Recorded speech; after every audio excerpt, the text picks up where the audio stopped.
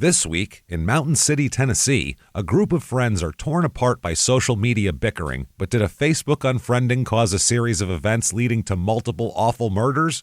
Welcome to Small Town Murder.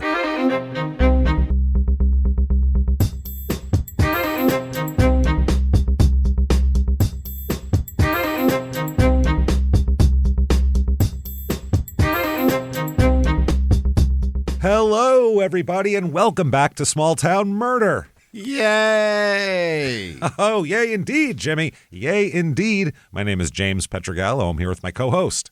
I'm Jimmy Wissman. Thank you, folks, so much for joining us today. Yeah. Another absolutely insane Hills edition of Small Town Murder. I apologize for my partner's voice today. I don't. It's it's not good. I'll put it that way. I sound worse than I feel. Yeah, he's That's feeling the better, positive part. sounding terrible. So there's that.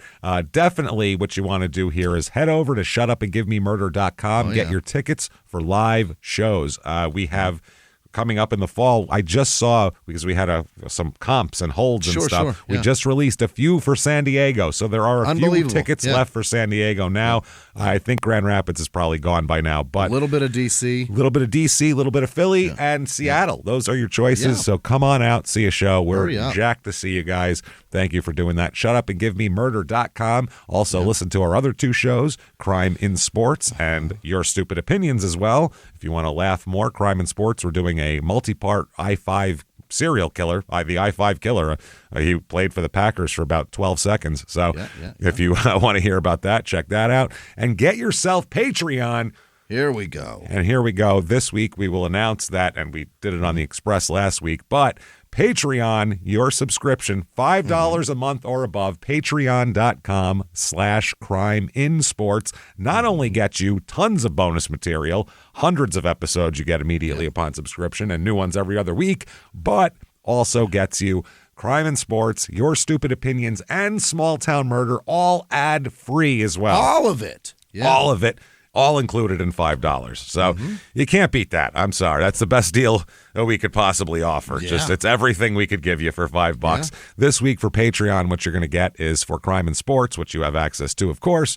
We're going to talk about Jeff Alm. We didn't get a chance to do that last week because Jimmy was sick, and I didn't want to torture the poor guy. So then for Small Town Murder, we are going to talk about the Poop Cruise. Here we go. By popular demand, because I can't explain the amount of messages I've gotten saying, please do the Poop Cruise for a Patreon. And we might dip into, because it's the ocean, we might dip into a little bit of the Titan submersible stuff too in that. That'll be fun. It'll just be Ocean Disaster Day. So that's patreon.com/crimeinsports to get all of that and every show we put out ad-free as well. You can't beat it, everybody. So sign up, and you also get a shout-out at the end of the show, or Jimmy will mispronounce your name for you, so that's fun. You bet. There you go. That said, disclaimer time.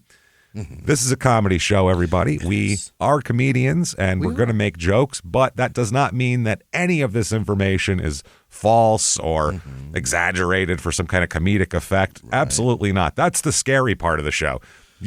You'd imagine we'd made this crazy stuff up, but we didn't. This is real stuff. Everything is 100% real and meticulously researched, I might add. So check that out, and, we have a good time here. Now, what we don't do to, avoid being weird here is we never make fun of the victims or the victims' families. Why is that, James? Because we're assholes. But we're not scumbags. That's how that works, see? And if you think that sounds good to you, you're going to hear one hell of a weird story this week. If you think that true crime and comedy should never, ever go together, I don't know what you're doing here. But even if you are here by mistake, check it out. I don't think you're going to be disappointed. And if you are, no complaining later. That said, I think it's time, everybody. Let's all sit back. What do you say here? Let's clear the lungs and let's all shout. Shut up and give me murder. Let's do this, everybody. Okay. Let's go on a trip. Here we go. Yeah. We are going to Tennessee this week. Okay. And we are going into the sticks, boy. I'll tell you something. We are going to Mountain City, Tennessee. Yeah. Which I don't know. You've probably never heard of Mountain City, Tennessee, because I never heard of Mountain City, Tennessee. It's not a city. Yeah. It certainly is not. It is the far northeastern tip of Tennessee, where Tennessee comes to a little point there. Yeah. It's in there. The panhandle all day long. Man, this is some panhandle stuff and some panhandle behavior this week for sure. This is about 2 hours to Knoxville and about 5 hours and 45 minutes to Springfield, Tennessee, our last Tennessee episode, which was Zombie Wife, which that was crazy. I remember that. The guy thought his wife was a zombie. That's why he killed her. It's interesting.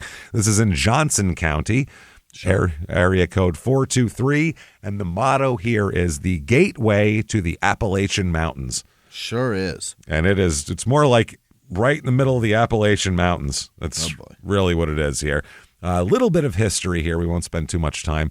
The area was part of Carter County at first, but the county seat of Carter County was Elizabethton, and it was hard to get there from here, so they made another county.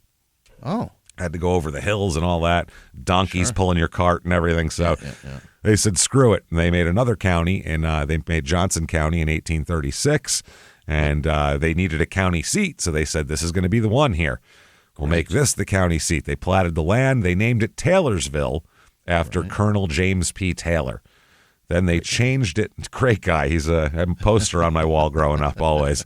I know you had it too. You know what I mean? Yeah. Multiple posters. There's like Michael Jordan about to dunk, and then right next to him was Colonel James P. Taylor. Just So in 1885, they changed it to Mountain City at the urging of a prominent citizen and U.S. Congressman, Roderick R. Butler, who wanted the town's name to reflect where it was. Among one of the sitting in one of the highest valleys in Tennessee. Okay. Now the town became famous for hosting the Old Time Fiddlers Convention in 1925. This was like a bridge between old-timey music and the 20th century, basically. All the shit they've been doing out in the hills and everything for a long time is kind of the way to bring that into the mainstream in modern times. Yeah. So that's kind of cool here.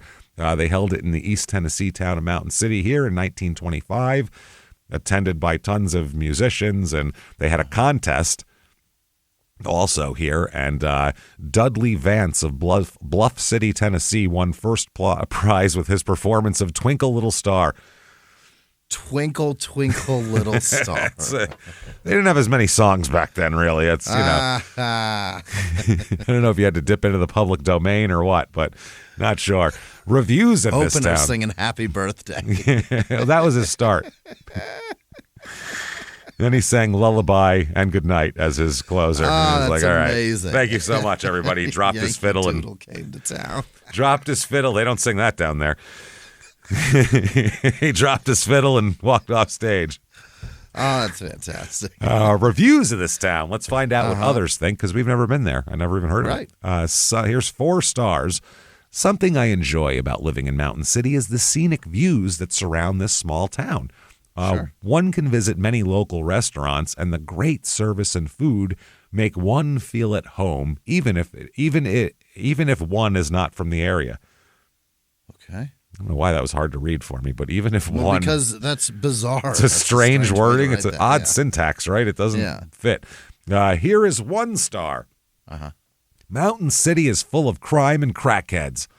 It seems meth is the largest cash crop in Johnson County. No, that's hilarious. The city and county go to great lengths to cover the crime and drug problem in Johnson County and Mountain City. Cover it up, man. Yeah. The people are uneducated Bible thumpers that would rather gossip about someone than live in their own lives. The area has nothing to offer. One has to travel to another town for essential items such as grocery shopping, doctors, clothing, auto repairs, etc. There are much better areas in Northeast Tennessee to live in. Wow, they do not like it here. No, they hate it. Okay, that is quite a bit. I don't even know what to say there. So, and that is... People either say it's beautiful, I like it, nice small town, everybody knows each other, or full of meth. This place is corrupt and methy and horrible and, all that kind of thing. So here, people, 2,367 people here. So not a big place. Yeah. And it's not like, abutting several other towns. It's kind of by itself, just sitting up there. The men and women, few more females than males. It is 53% female, which is higher than normal, obviously. Sure is, yeah. Median age here is a little above the national average. It's almost 45, so the crowd's a little older. People here, a little less married people. Yeah. It's usually 50-50 here. It's about 42%. Fewer people that are single with children here as well. So race in this town, 91% white, 3.1% black, 1.3% Asian. I don't know how the hell they ended up here. That's weird. Yeah. You normally don't go to like a town like this. It's like 3 restaurants maybe. I don't know what it is. Right. So and 2.3% Hispanic. So it's about 50-50. It's exactly 50% pretty much in religion, people who are religious. And the number one religion with a bullet and running away is Baptist, obviously. Baptists, as we know, are the Catholics of the South. Yeah. There we go. A lot of those. Unemployment is about average here. Median household income is not average at all. No. Rest of the country, it's a little over 69,000 is the 12 grand average here. 29,155 household income. God dang. That is something else right there. How do you do it? I don't know how you survive that like that. You make things. Yeah. I guess so. Or go without things, one or the other. Yeah. Cost of living here, 100 is average, regular. Here it's 73.4. So a little bit, you'd want it to be lower than that if it's going to, the pay is going to be so low. The housing. You got no goddamn money. No, the housing is the lowest thing, luckily, here. That's good. The housing is the median home cost, $183,800, which still seems excessive if you're only making 29 grand. That's that's going to be difficult. So maybe you don't care. You're moving in lock, stock, and barrel. Let's give it a shot, yeah. We have for you the Mountain City, Tennessee Real Estate Report.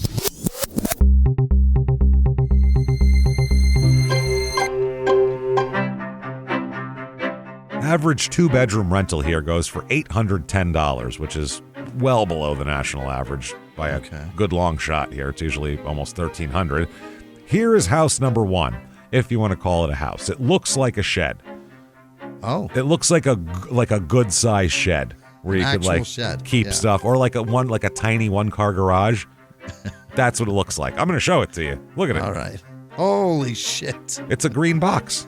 That's a house? That's a house. Look at the inside. Yeah. Yeah. There's shit in there. 2-bedroom, 2-bath, so technically T-bowl for all your B-holes here. 450 square feet. That's not. How do you squeeze 2 bedrooms into two bathrooms into a 450 square foot? It's a box. It's a 1-car garage. It's the best way to describe it. One of those standalones. 0.6 acres it's on, so a little over half an acre. Yeah. Give you some room for your box. That's nice. Yeah. It's on Shingletown Road, which sounds gross. Yeah. $100,000 for that. Seems like it's a $2,000 shed somebody bought from Home Depot. You could buy it at Lowe's and just put it up in an afternoon and you're outside, but it won't have 2 bedrooms and 2 baths. I suppose you're buying the land. I guess. Here's a 3-bedroom, 2-bath, 3,304 square foot house. It's on 2 acres, and I'm going to show it to you because where it is kind of the unique part. Oh my God! It just sits on this hill overlooking a bunch of stuff on the edge. On the edge, it's kind of cool, like the location. I kind of like that. It's scary. Oh, it's definitely scary. Things are going to come out of those woods at some point here. This house is $490,000. It's like on the edge, and there's a big hill below it with a bunch of trees, and you can see the mountains. That is steep. Nice view. 490 grand, only 2 acres too. Seems like a lot. And then this house here, look at this thing. This is like your fancy cabin, basically. Oh my! All wood inside, real nice. 7-bedroom, 8-bath. That's T-bowl awesome. for all your B-holes there. 6,996 square feet. Jeez. That, and it's appropriately on a Banker's Bend Road. So there you go. That's about right, because you got to be a banker. 2.46 acres is the lot it's on. Yeah. $1,780,000. Jesus. Median household income is 29 grand here. Who's buying this fucking house? What are they doing? How do they justify that? I don't understand it at all. I can't imagine.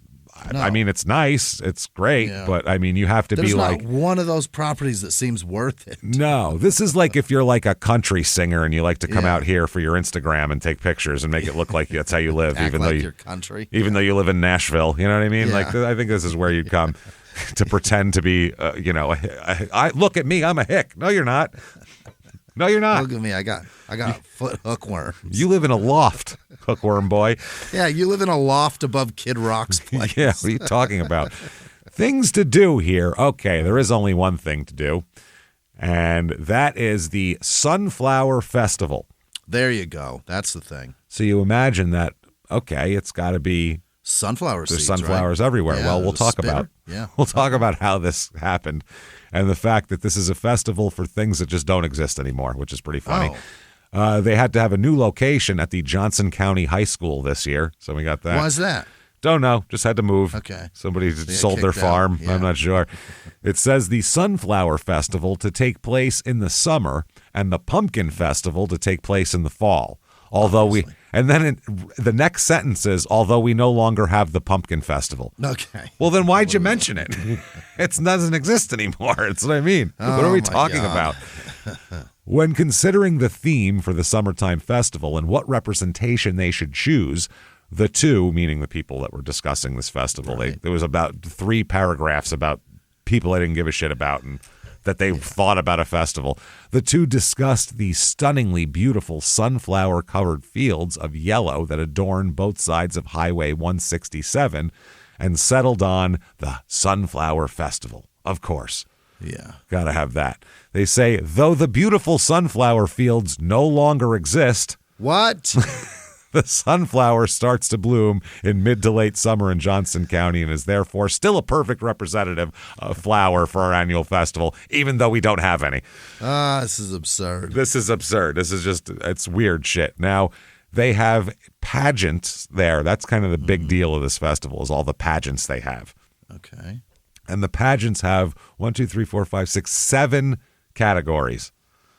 What are they? Okay, they're all for women, by the way. No like king of the men, huh? no sunflower king title or anything. All right. You have baby miss, which is newborn to 1 year old. Okay, months only. That's months. Toddler miss, which is 2 to 3 years old. Oh, what about the 1 to 2? Well, that's 1 year in the covered. It's 0 to 1 year, 11 months, and 29 days is the one. All right. Little miss, which is 4 to 6 years. Yeah. Petite miss, which is, what do you think? 6 to 8. 7 to 9. There we go. That was close, yeah. Preteen miss, which is 10 to 12. Yeah. Teen miss, which is 13 to 15. Yeah. And then the one that we all beat off to. And then miss, which is 16 to 17, which in this area is considered aged out. Yeah. You know, they call that the old maid category around here. That's what that is. They go, bring out the old maids. Now, several of them bring their children up there, too, to try to garner sympathy or empathy and, get people to vote for them. But, it doesn't work. Now, they say the judges will score in 3 areas based on a scale from 1 to 10, 1 being the lowest, 10 being the highest. Scoring includes attire, personality, and overall appearance. What do you look like? What do you look like, 6-year-old? Each contestant will be scored individually, and the overall highest score in each division will receive the top placement of Miss Sunflower Queen. Oh. We will allow our judges to score based on the performance rather than facial beauty because we believe every contestant is beautiful in their own way. Although an ugly girl never wins this. Yeah. Although the one who wins, it's always the prettiest girl in the county, probably. Okay. Now, there's also entertainment here as well, obviously. I mean, you got to have some entertainment. We will have magician Dylan Williams. Oh. He might be a little late though. He has the he has the Jackson birthday party at the bowling alley at about 12:30. So he's cutting it close that day. You want to impress me? Make the fucking Sunflower Fields show back up, you little bastard. Bring back the Pumpkin Festival, then I'm impressed. The Young at Heart Square and Line Dance Group. Oh, yeah. It's literally children line dancing. No, it's Young at Heart? Young at Heart, yes. No, so it's old fucks. But it's old and there's kids, too. Okay. It's elderly people and 12-year-olds line dancing together, which everybody wants to watch that. Then Noah. I'm going to blow your mind right now. Do you know what Tennessee's age of consent is, James? We've got all these groups that you can look at and judge very carefully. Is it one of the 14 states? like Idaho or whatever? It's 18. It's 18. Okay. Yeah. That's good. So none of these kids are legal. That's great. No, that's good. I'm sure that that's really adhered to around that's these probably parts. why they do this in this county, is to show all the men, these are the ones you're not allowed to try to tie. Well, no, it's like going to a car show. This is next year's models, I think is what they are.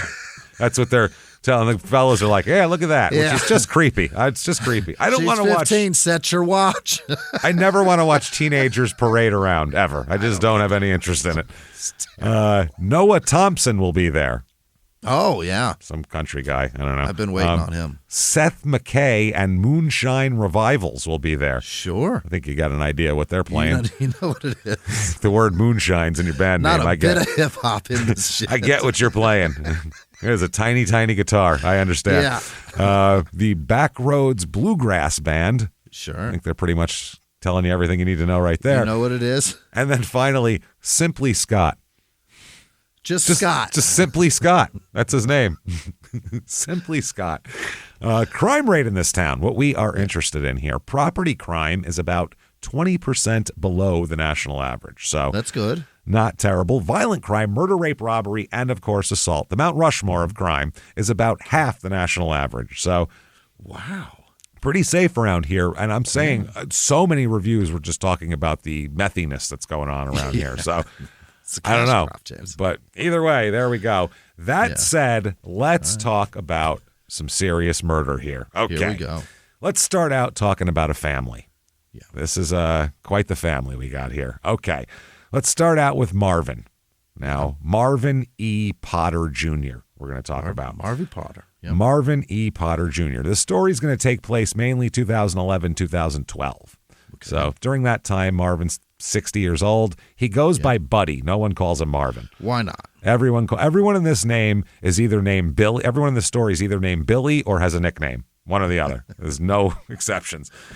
Okay, so Buddy Potter, like I said, he's a 60-year-old at this time. He is, or a little bit above that, actually, by now. He's in his 60s.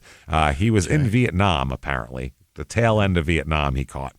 He joined the Marines at age 18 and also has claimed to work for the CIA back then as well. Oh. Okay, we don't know how true that is, but Yeah. yeah. He's a little, Marvin's out there. Just put it that way. I believe it. Yeah. Marvin is Buddy is out there, and he's like, he always has like 3 guns on him. Oh. Like, I get one, but what are you doing? Are you the leader of the Bloods? pistol, Like, how many guns do you need to have on you? Or a shotgun in your truck? No. He always has like a shoulder holster, a hip holster, and one in his ankle. One too. in the ankle? Just in case, you know. He's that guy that they're like, throw the other one, and then he goes, and the other one. He has this fantasy about that where he's like, I'm going to throw the second one, and they're going to be like, no way he's got any more than that on him, you know what I mean? And then boom, out my ankle, and pow, shoot my way out. So he's got a wife named Barbara May. Yeah. Barbara May Potter. She'll go by Barbie to her friends. But why not? Barbara May. She worked for Hewlett Packard of all places, which is... What? I don't know. Doing what? Picking mushrooms? I don't know. Planting sunflowers, I believe, was what she was doing. No, I don't understand. I don't know if she worked for Hewlett Taking Packard. pictures for their screensavers? Yeah. I don't know if she worked at Hewlett Packard while in Tennessee or where she lived before. Because this family's not from here. They're from suburban Philadelphia. Oh. Yes, that's. Why did they do this? This is strange. Okay. So they have a couple of daughters. One is Christine. That is the oldest daughter. Now, Christine and her family, oil and water, do not get along. Yeah, do not get along. Christine thinks these people are just a pile of trash that she wants. Buddy and to do. Barbie are none of her. Buddy, Barbie, like them. and her little sister, who we'll talk about. They're all nuts, and they can all have each other, is the way she looks at it. She got married, moved away, said, go fuck yourselves. Didn't care. So Christine, right around the time Christine is born, is right around the time when Buddy suffers a pretty bad back injury. Dang it. And as a result, had to leave the Marines and was no longer able to work for a while, for a period in the 70s. Now, he'll be working later on, though, we know. Now, Janelle is their second daughter. Janelle Lee Potter, and Lee is Leigh. Sure it is. Like Amy Lee Gemstone. So Janelle Potter, she's born April 27th, 1981. And this is when they still lived in Pennsylvania. Yep. They lived about 40 minutes west of Philadelphia. So Philly suburbs, essentially. Yeah. There. Now, Janelle is born with some issues. Oh, no. She's got a little bit of a learning disability. She's got a little bit of a hearing issue when she's a baby. Yeesh. Yeah. Has some speech disabilities that she has to overcome, along with type 1 diabetes she's diagnosed with at a very young age. So there's a lot here. They're all things you can overcome, but they're all also big challenges for a child. They're challenges, and it makes her family really overprotective of her too. Yeah. Like they look at her as like this porcelain, Hummel figurine or something that's going to break during an earthquake. So that's not real. The way they raise her is kind of rough like that. Like they don't really allow her to become a person on her own, which is tough. Well, yeah, also because putting that girl into public school, she's got the type 1, so she's probably got a pump or something that's a sensor on her, and she's got not in the 80s. No? Not in the 80s. Now they probably just had her prick her finger a couple times a day all the time? And put it on those little strips. Remember those? I suppose, yeah. Yeah, they probably did that for her. But she's definitely she definitely has the hearing disability, very obvious if she has a speech pattern difficulty. But that later on is, you don't notice it. It goes away. Yeah, it goes away pretty much. So now she has a hard time making friends throughout her life. Now, she graduates from high school. She can read and write and, do things. And, I didn't graduate from high school, so she's one up on me. I can't, you know what I'm saying? Yeah, what about your beaties, fucker? Yeah, I was fine. So I was healthy as a horse, but just kind of a mess. Now, she's she's 6 feet tall. Wow. Real big girl, and has a very childlike voice as well. Okay. She has that little girl voice. Yeah. Which usually means something happened.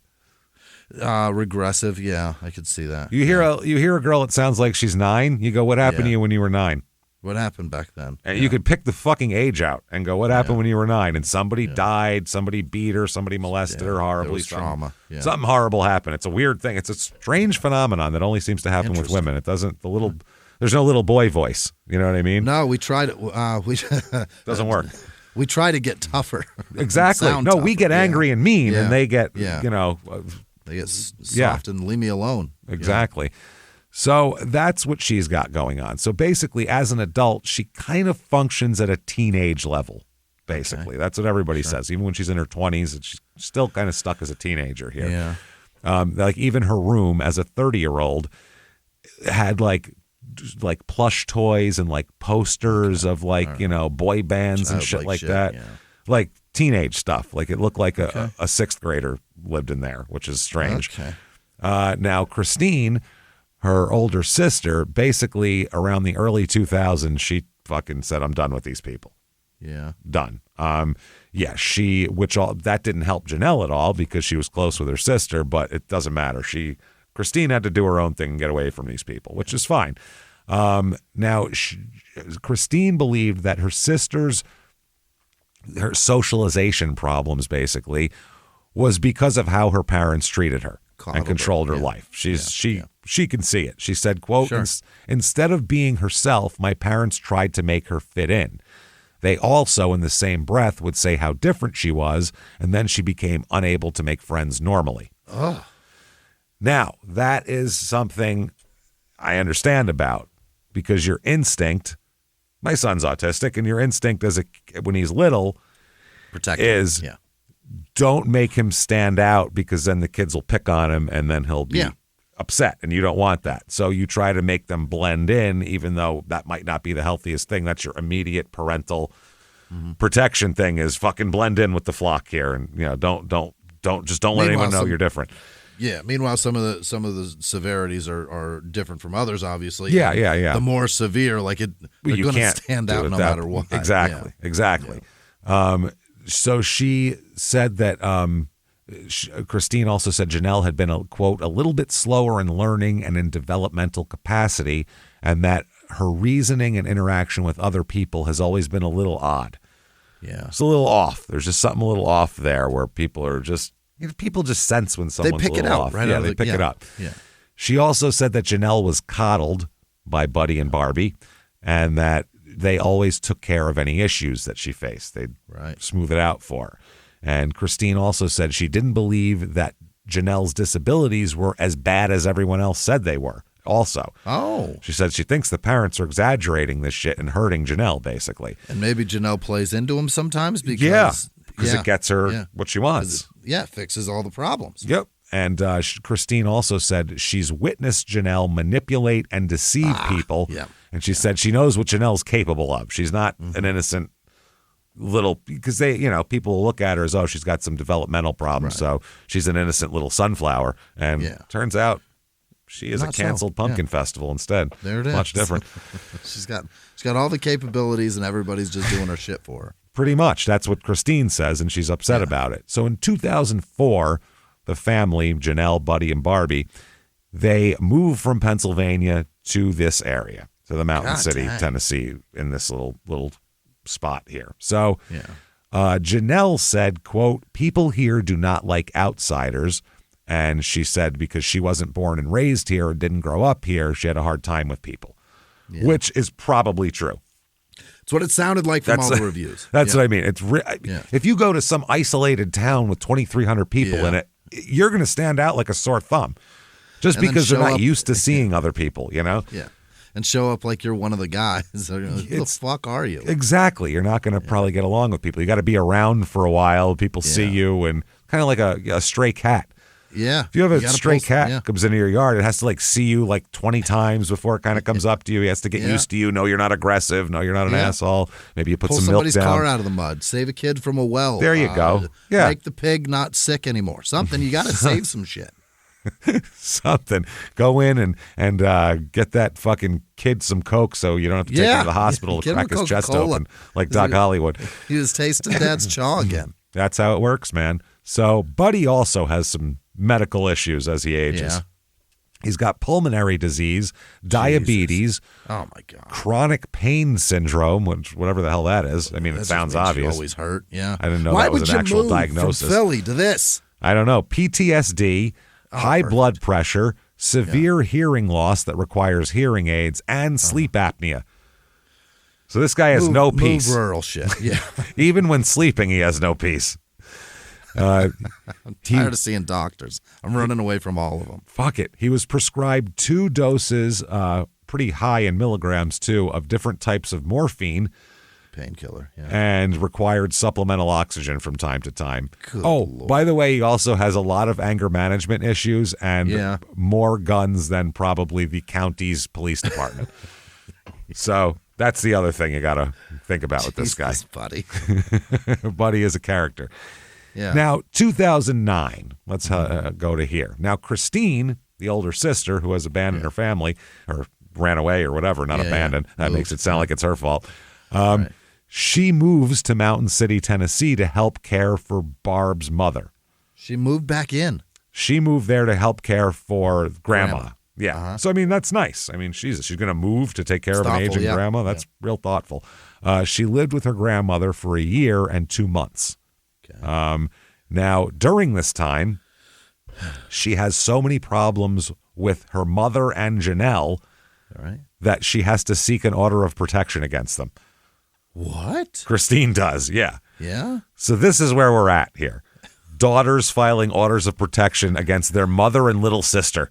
This is developmentally disabled sister. My diabetic, developmentally disabled little sister is scary to me, and so's Mom. Deaf, diabetic. Yeah. That's a lot. That's amazing. That's a lot. Now, Janelle, come around 2010, 2009, she's got nothing to do. She has no job. She doesn't drive. How old is she? At this point, she's almost 30. She's 29, 30. So, I mean, she's sitting in a house in rural Tennessee, just sitting there. She's got nothing to do. So this, lucky for her, back in the day, she would have just, gone and sat out on the porch like there's nothing to do. At least now there's social media. They have the internet. They have a computer. You can surf. Yeah. So now she's got social media, and that's where she spends her time. All right. And yes. And she's not really allowed to do anything else. The rules for her are no staying out past midnight. Okay. She's 30 years old. Right. No smoking, no drinking, no partying, no driving, and no boyfriends. Those are the rules. No fun. No fun. She's 30. Yeah. When I was no 16, if you set all those directives, I would have been rebelling like crazy and ran away. Yeah. I mean, I really wasn't allowed to do any of those things. I didn't want to have a boyfriend, but other than that, her parents monitored her Facebook page and social media and everything else. So parents are really on top of her, like a 12-year-old who's been in trouble a lot. That's how they treat her. Now, her Facebook profile read, "I'm a very sweet, caring person. I love life and I love to make others laugh." That's Janelle. She would use Facebook and Topics. You know what Topics is? It's with an X, right? With an Topix. Yes, we've looked it up I've heard before. of it, but I've never seen it. Yeah, it's one of those. They have them all over the country. Yeah, they all have their own little like kind of message boards and shit that have local shit. The local gossip bullshit is what it is. That's all. It was the neighbor's app before the neighbor's app kind of thing. Okay. You know what I mean? Yeah. So she ends up interacting with some friends around 2009. She's got MySpace, she's got Facebook, and she starts doing that. Now, she meets some friends here. She actually meets a friend outside of social media, though, which is... Wow. She really hasn't very much. One of the times she went to purchase medicine from the town's pharmacy. Okay. And there she became kind of friends with the pharmacy clerk, Tracy Greenwell. Sure. So they started to be friends. Tracy said, "We felt sorry for Janelle because she was so sheltered and sick and stuff." Yeah, that always makes really great friendships when you feel sorry for someone. That's what I mean. It's more like, oh, that poor girl. Like she's like a puppy that they're giving water to outside or something. It's like friend. No fun. A pity for, she, walked down from the hills here to come get her medicine and she doesn't have any friends or know anybody and she's a little slow and, all that kind of shit. So Tracy said about first meeting Janelle, she described her as, quote, sweet and innocent. She said, "I mean, she's got the big blue eyes, right? The sweetest thing you could ever think of." Mm. So there you go. So Tracy started inviting Janelle out on friend outings. Hey, me and my friends are doing this. Would you like to come? Sure. Including her in a group, which is, I'm sure, what she's always wanted. Yeah. But before Janelle was allowed to go hang out with friends, this Tracy Greenwell had to go over to the house at least a few times, the parents said, so Barb and Buddy could get to know her. She's 30. Don't go thinking you're going to pull the wool over our eyes. Yeah. Make us think you're a good person. This isn't a 14-year-old coming home saying they got a boyfriend or something. This is a 30-year-old woman. A girl? Tracy's a girl, yeah. Yeah. And Tracy's an adult. So for her, it's like that would just drive friends away. It's almost like the parents don't want Janelle to have friends. Yeah. Because if my kid was 30 and she's never really had a group of friends and all this, and I'd be like, have fun, get out, go do shit. Here's fucking $50, enjoy. Yeah. Like, just get the fuck out and go do things. Go rebel, go do something. I remember telling my daughter that when she was like 16. I was like, go rebel. Go get in trouble. I said, go rebel and do things. And she's like, I don't want to. And I'm like, God damn it. Poor kid. She's just a nice kid. So anyway, that's what's going on here. She said that now Tracy's got a big group of friends, so that's kind of she sees this as like a pot of gold, you know what I mean? Sure. All these friends I can have. She met a guy named Billy Clay Payne. Okay. Payne. Billy Clay. So Billy here, she met her through Tracy. She met him through Tracy and all that. Now, Tracy said that Janelle was often paranoid.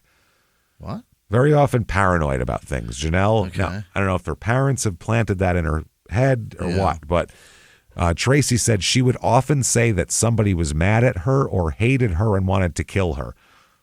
Okay. So I don't know if it's that or just she knows that if you need help that someone will help her because she's used to help. So her automatic thing might be to try to make people feel bad for her because that worked because her parents implanted that. Yeah. Somebody's trying to kill me. Janelle said there were threats of violence against her and everything like that. Okay. Now Janelle also helped. She's going to introduce Janelle to a couple of guys here. First, Billy Clay Payne. Sure. Now, Billy Clay Payne is Tracy's brother. Oh. Okay. Billy Clay he's a little older. He's in his 30s at this point, mid-30s. He's a friend of this guy named Jamie Curd, who we'll talk about as well. Curd is a turd with a C. Really? Absolutely. Like cheese. Yeah. Like cheese, like a curd. Billy had a bit of a drug habit. All right. Now, Janelle and Billy became Facebook friends and everything like that. So Billy started inviting her to group social activities like rock climbing and hiking and shit, too. Yeah. On one outing, Janelle went with Tracy and with Billy Payne and a group of friends. And Janelle and Tracy later attended a party thrown by Billy at Billy's house. So, right. I mean, she's starting to get in with a group here. Small town, yeah. So all this interaction made Janelle start to like Billy. Oh. She likes Billy. She starts to have feelings for him, and Billy doesn't reciprocate. He's not into her. Right. Not into her. Tracy said, everybody says she fell in love with Bill, but I still don't see that. So she says, I don't think she was in love with him, but she had some sort of infatuation with him. Okay. Now, Billy, he wasn't doing great either. He was taking pain medication and had a drug problem too. Was doing meth with and the shit. Pills? Oh, okay. He's doing both. Okay. But he started going to a clinic and going to meetings and cleaning himself up. Trying to get better, yeah. After he meets a young lady who he's very interested in. Oh. One is about a lot younger than him too, about 13 years younger than him. And that is, so Billy meets, meet your future love, Billy. Oh, boy. Her name is Billy also. Of course it is. There's a couple where both people are named Billy. Billy and Billy. Billy and Billy. She's Billie Jean. Uh-huh. She's Billie Jean, literally, which she's born in 1989. So her parents knew. Really? They knew. They named her fucking Billie Jean. Wow. That's rough on a kid, man. Maybe they were just tennis fans, James. Yeah, that's what it was. So, Billie Jean here. I just never wanted her to date because she's not my lover. No, she's not my lover. I'll tell you that right now. She's just a girl. Yeah. She says that I'm the one, but that kid is not my son. I'm telling you right fucking now. He's not. Don't try to pin this shit on me. I pulled out really early on that one, so don't even fucking bring it to me. I got it all the way to your face. There's no way that's no way. Mine. No way. Is that Bill Murray said that? I pulled out really early on that one. On as that a kingpin, yeah. It was in your hair, for Christ's sake. So then after he meets Billie Jean, Billie Jean Hayworth is her name, by the way. Mm-hmm. After Billy meets Billy, Billy turns his life around. Really? I'm going to have to call her Billie Jean or else this is not going to work. She is his lover. That's what I mean. Turns his life around. They start dating in 2010. The relationship becomes serious very quickly. They get engaged and move in together. They live in Mountain City with Billy's dad. Really? You know what his name is? Billy? Pa Bill. P-A-W. Yeah. Pa Bill. Yeah. Yeah. They don't know that Pa is just PA. Nope. Nice. It's Pa Bill. Nice. So we got Pa Bill, Billy, and Billy all living in the same house together. All right. I got a phone call for a bill, and everybody rushes to the phone. They get what they do here. What they're trying to do is they're trying to the friend group is trying to kind of push her away from Billy. Push Janelle away from Billy, not Billie Jean. Push Janelle away from Billy and towards somebody else who might be interested, basically. Billy's taken. You can't date him, Janelle. He wasn't interested in Janelle, and then he met Billie Jean, and then he was all about Billie Jean. So Janelle's got no shot here. Now, so basically Billy, the man, male Billy, not Billy. If I say Billy, it's the guy. If I say Billie Jean, it's the girl. Okay. Billy and Tracy, brother and sister, decided to set Janelle up with their second cousin, Jamie Curd. God, Jesus. This is so... Oh, boy.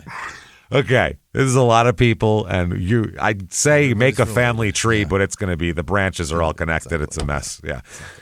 So Janelle didn't have a boyfriend. Jamie didn't have a girlfriend, and they were like, let's hook these two up together. And that'll make her stop bothering you, Billy. That'll be perfect.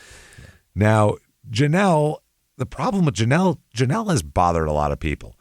Oh? Janelle is kind of aggressive on Facebook and what do you mean? Things like that. Well, Lindsay Thomas, let's bring up here. She's a young lady who was kind of a victim of some harassment from Janelle both online and over the phone.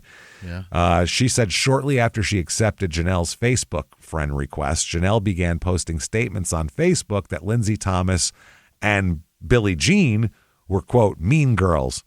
Oh, boy. Did you friend her just so you could tag her in bad shit about her or something? You're in your 30s. That's what I mean. You're 30 years old. This is mean girls. This is crazy.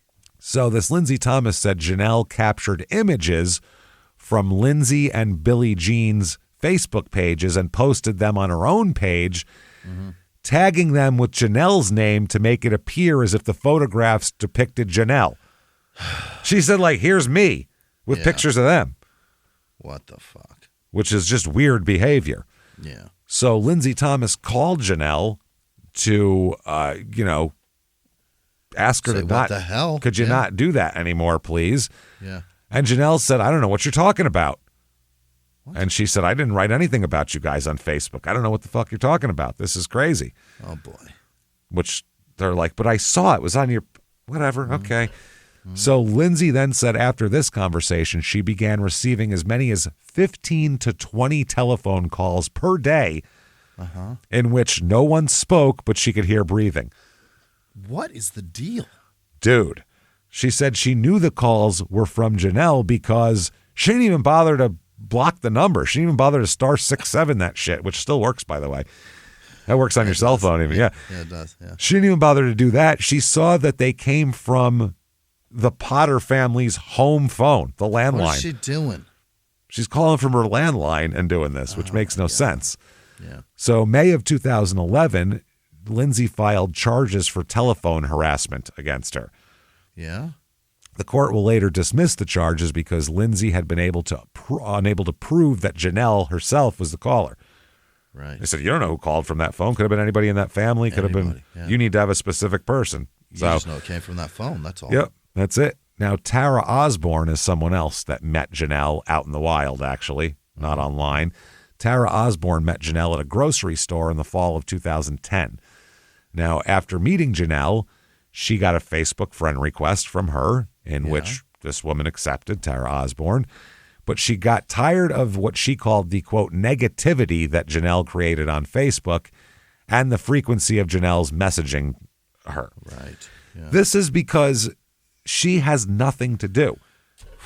If you have nothing to do, and she's not even allowed to drive. Where's she supposed to go?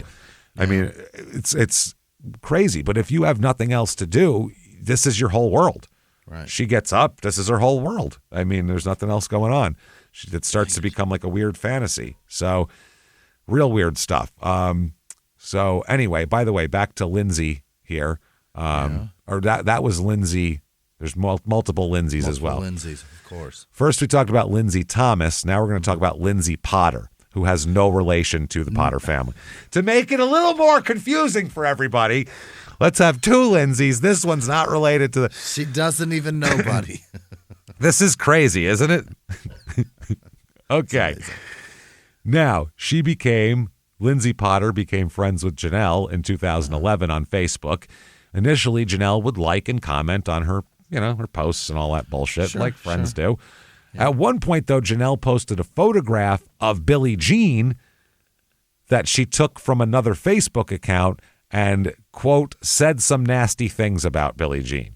So do we have any specifics of what she said? She just was saying nasty shit about some nasty things is all that she said. We don't have it because this Lindsay Potter asked Janelle to remove the post because it wasn't cool, basically.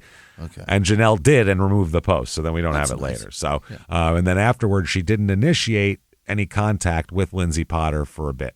She kind of, let that cool for a minute. It might be a little embarrassing to show up after that. Yeah. Now, a little bit about Jamie Curd here. Yeah.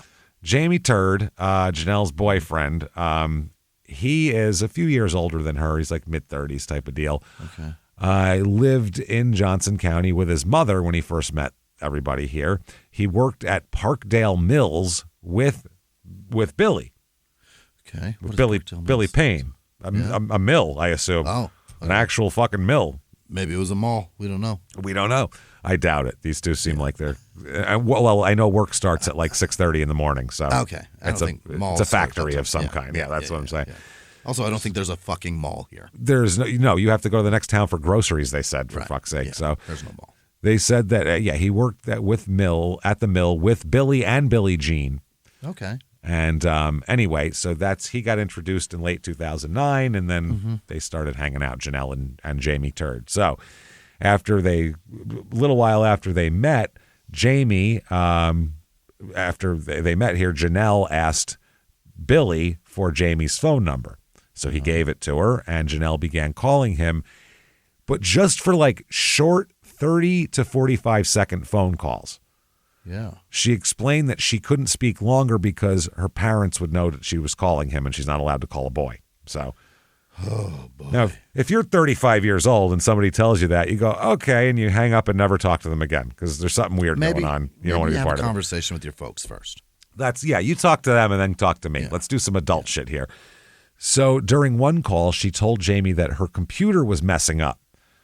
Yeah. So Jamie, by the way, Jamie is not some sort of computer expert. No. He didn't go to any. He just knows how to work a computer.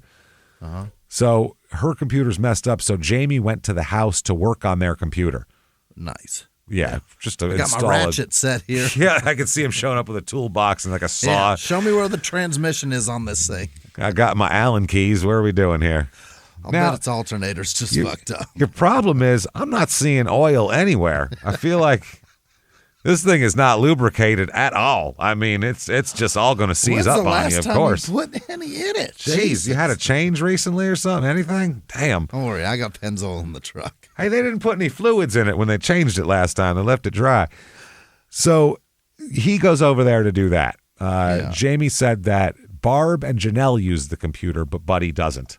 Right. Not a computer guy. Now, this is the weird part about Jamie. He occasionally, quote, worked on people's computers, even though he had no actual computer training or any kind of anything. He just knows how to, like, run the Norton antivirus to see if you're... That's all he knows. Did you shut it off and turn it back on? Have you tried that? So, over the course of a few visits, Jamie performed a disk cleanup on their computer and eventually reformatted it. Wow. So, these are not hard things to do, by the way. So, while he worked on the computer, Janelle would sit and talk with him in the computer room, and that's how they got to know each other. Okay. So, it turned into a romantic relationship. Oh. Which Janelle, of course, kept secret from her parents, obviously. Have to, yeah. So, they would do all this. He kept coming out. That computer kept breaking down, boy. It's just thing. It's on the thing fritz. it was smoking. It was sputtering at one point, squeaking. Just a squeaking when you press the H, it just squeaks, and I don't know why. The whole computer will squeak up on me. So that's what he's having to come over and fix it all the time. Yeah. Now, eventually, Jamie buys Janelle a prepaid cell phone so that he and Janelle could talk without her parents knowing about it. Little burner, yeah. Little burner action here. Janelle told Jamie to hide the phone in a bush at the corner of her front yard, and she'll get it when he bought it for her. Yeah. She's 30. This is how I used to get weed delivered to me when I was 15. Yeah, I got you a phone. Put it in the hibiscus. I'll get it. Put it under the rock. The fuck are you talking about? Jesus. So Janelle used the cell phone to call him, over and over until Barb found the cell phone. Oh, shit. And then sent Jamie a text going, I have the phone now, asshole. So you're going to text her. Send pictures of your dick somewhere else. Yeah. P.S. I like it veiny. So then Jamie had to buy another prepaid cell phone for Janelle and hit it under the bush again. Yeah. They would secretly spoke on that for about 5 or 6 months. So they're building their relationship. Jamie and Janelle then started to talk about sometime in the future they could possibly elope together. Elope. And that's like a real elopement. That's like he's going to pull up in front of the house at 1 a.m. and she's going to run out with a suitcase and they're going to go to the nearest justice of the peace. Actually go elope. Because when someone says we eloped, that's what I picture. Yeah. My automatic weird picture in my mind is them running away from people with suitcases. Clothes with a suitcase with socks hanging out of it. Oh, we made it. Not just, I don't feel like having grandma there because she's called my Sometimes fucking she girlfriend says the racist N-word. things. Yeah, it's like, it's different, you know? Yeah. So that's really why people elope. So February of 2010, Jamie's birthday that day, he went to 2 parties, one of which was at the residence of all the Billies. Okay. Gene, Regular, and fucking Paw. All of them. He drank so much fucking booze there that he passed out. It's his birthday, and that was second party of the night. So It's a damn fine party. he showed up all warmed up already. Yeah. Now, around 8:30 a.m. the next morning, Jamie's cell phone rang, which he must have been in a great condition to answer and be very helpful. I'm late. Yeah. When he answered, it's Buddy on the phone. Oh. And said that Janelle had left the house and they found her in a ditch. She left the house and they found her in a ditch and she doesn't love Jamie and stay away from her. Okay. She left the house. She got all fucked up. She doesn't love you. Leave her alone. Okay. Then Buddy handed the phone to Janelle. And Janelle told Jamie that she didn't love him anymore. Oh, boy. So Jamie agreed to stop talking to Janelle. He was like, all right. I mean, if she doesn't want anything to do with me, I'm happy to stop talking to her. Yeah. Then she called 3 days later because that was just the parents trying to force her to break up the relationship. Which she's 30 goddamn years old. What do you want? This is bizarre. Well, you people are going to be dead someday. So then what does she do? Then what is she going to do? Right. Sit there by herself? This is crazy. So you want her to roll into the hole too? Exactly. Yeah. Jump on in with you guys. Hold her nose and dive.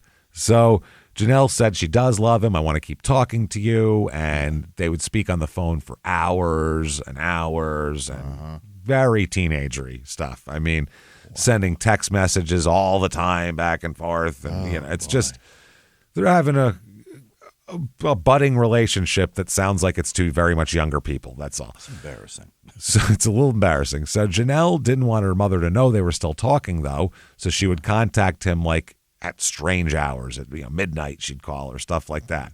And Janelle always had to call him because she told him never to call her because she doesn't know if she'll be in her parents' presence and the phone will ring and then it's all over with. You can explode everything. Yeah, that'll be all fucked up. Next thing you know, here comes the 30 Rock theme song coming out of a goddamn... You're like, shit. So, go ahead and live your life on a whim, and then when I call, drop fucking everything. Drop everything and talk to me. Absolutely, yeah. But be waiting for me because I'll be calling. Don't worry. Very strange. Now, he couldn't take her out on dates. No, because somebody will see. Because they're not allowed to, their parents won't let her go out. So it's a very weird relationship here. Eventually, Barb and Buddy warm up to Jamie a bit. Jamie's mom died in May of 2011, and they felt bad for him. Yeah. So Buddy apparently called Jamie to say that if you need anything, give me a call. Sorry, your mom died. Which, that's nice. That's being an adult there. It's the first time he's shown any behavior that's adult-like, but still. So Barb also called Jamie and invited him over to dinner, which is a coup. That's a huge step here. Yeah. Barb also then began inviting Jamie on holidays to the house and stuff. Okay. And Barb would also, during the visits, he heard Barb talking about a Chris also, whom she referred to as her son, even though she only has 2 daughters. Who the hell is Chris? We'll find out in a little bit. Don't worry. Okay. Now, Billy and Billy, the Billy conglomerate here. The Bills. Okay. Jamie said when he first met Billie Jean was when she got a job at Parkdale Mills, and that's when she and Billy Boy started dating. Yeah. So Billy told Jamie that he and Billie Jean hit it off right away and that he just fell head over heels in love with her. As you do. As one does. So after Billie Jean gets pregnant with Billy's child... that's when things start to get a little weird. Janelle starts telling everyone that'll listen that Billie Jean, quote, doesn't deserve that kid. Oh, for heaven's sake. Like it's an accomplishment to get knocked up. Knocked up by a Billy. By a Billy, when you first get together. So Jamie told Janelle that Billy was in love with Billie Jean, and he believed that they're going to probably be together a long time. They really seem to be together. Yeah, we're doing fine. Janelle said that Billy was, quote, not going to keep Billie Jean and that she was just another girlfriend that wouldn't last long. Okay. If I'm Jamie, I'm like, what the hell do you give a shit what Billy's doing, first of all? I get that you used to like him. Why is she so jealous? She's very jealous. Well, she liked Billy and Billy didn't like her. So then Jamie noticed a change in Billy after he began dating Billie Jean. For the better. Oh. Billy started drinking less and stopped doing drugs completely.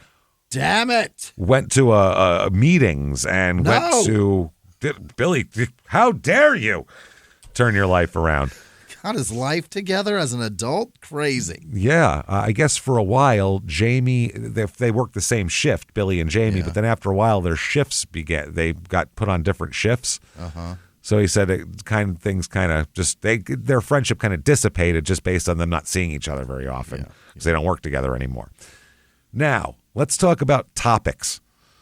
The website that we talked about here. Now, topics here, at this time, someone began posting negative comments about the Billies and all of their friends on the Mountain City page of the website Topics.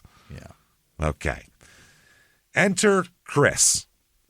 Now, Chris. The son. Yeah. The son that never was. That doesn't exist, yeah. Well, that's not her son anyway. Right. The son that they never had. Chris is a CIA agent. Oh. Now, I'm going to put CIA agent Chris, all those words get their own quotes around them. Every single word in that sentence, okay? Now, Janelle often spoke to Jamie about Chris, who she said was a friend of the family and like a brother to her. Okay. Hence why Mom would call her a son. Her son, yeah. Janelle told Jamie that Chris was a CIA agent and, quote, worked on cases and stuff. Right. That's what they do. That tends to be the way it goes there. Right. And that Chris had a house in Tennessee and one in Pennsylvania, where they're from. That's how they know him so well. And he would go back and forth. Janelle said that she and Chris were the same age. And we're talking exact same age, by the way. Like same birthday? Same birthday. Wow. Same everything. They're like an hour apart. Wow. Okay. So same age, and that he lived next door to her in Pennsylvania and that they'd went to high school together. That's how this happened. She also spoke about Chris to online friends, a guy named Bob Meehan who lived in Pennsylvania. This Bob Meehan was just Facebook friends with Janelle, never met her in person, but they just interacted through Facebook and emails and texts and all that kind of shit. Now, he thought he was in a long-distance relationship with Janelle. He thought they were boyfriend and girlfriend, but they weren't. Yeah. Not according to Janelle, anyway. That's that one guy. Now, during conversations that this Meehan guy had with Janelle, she occasionally mentioned someone named Chris, who was a CIA agent from Pennsylvania who had transferred to Tennessee. You know, because rural Tennessee is where most of where the intelligence community is. It's really in the mountains. It's a pretty good way to do it. Yeah. It's not bad. Janelle also communicated pretty much daily with text messages with Melanie Clayton, who was an online friend who lived in North Carolina. She told this Melanie Clayton about a Chris or a Matt that she referred to as like a brother to her. That's what Clayton said. Janelle told this woman that Jamie was her boyfriend, though.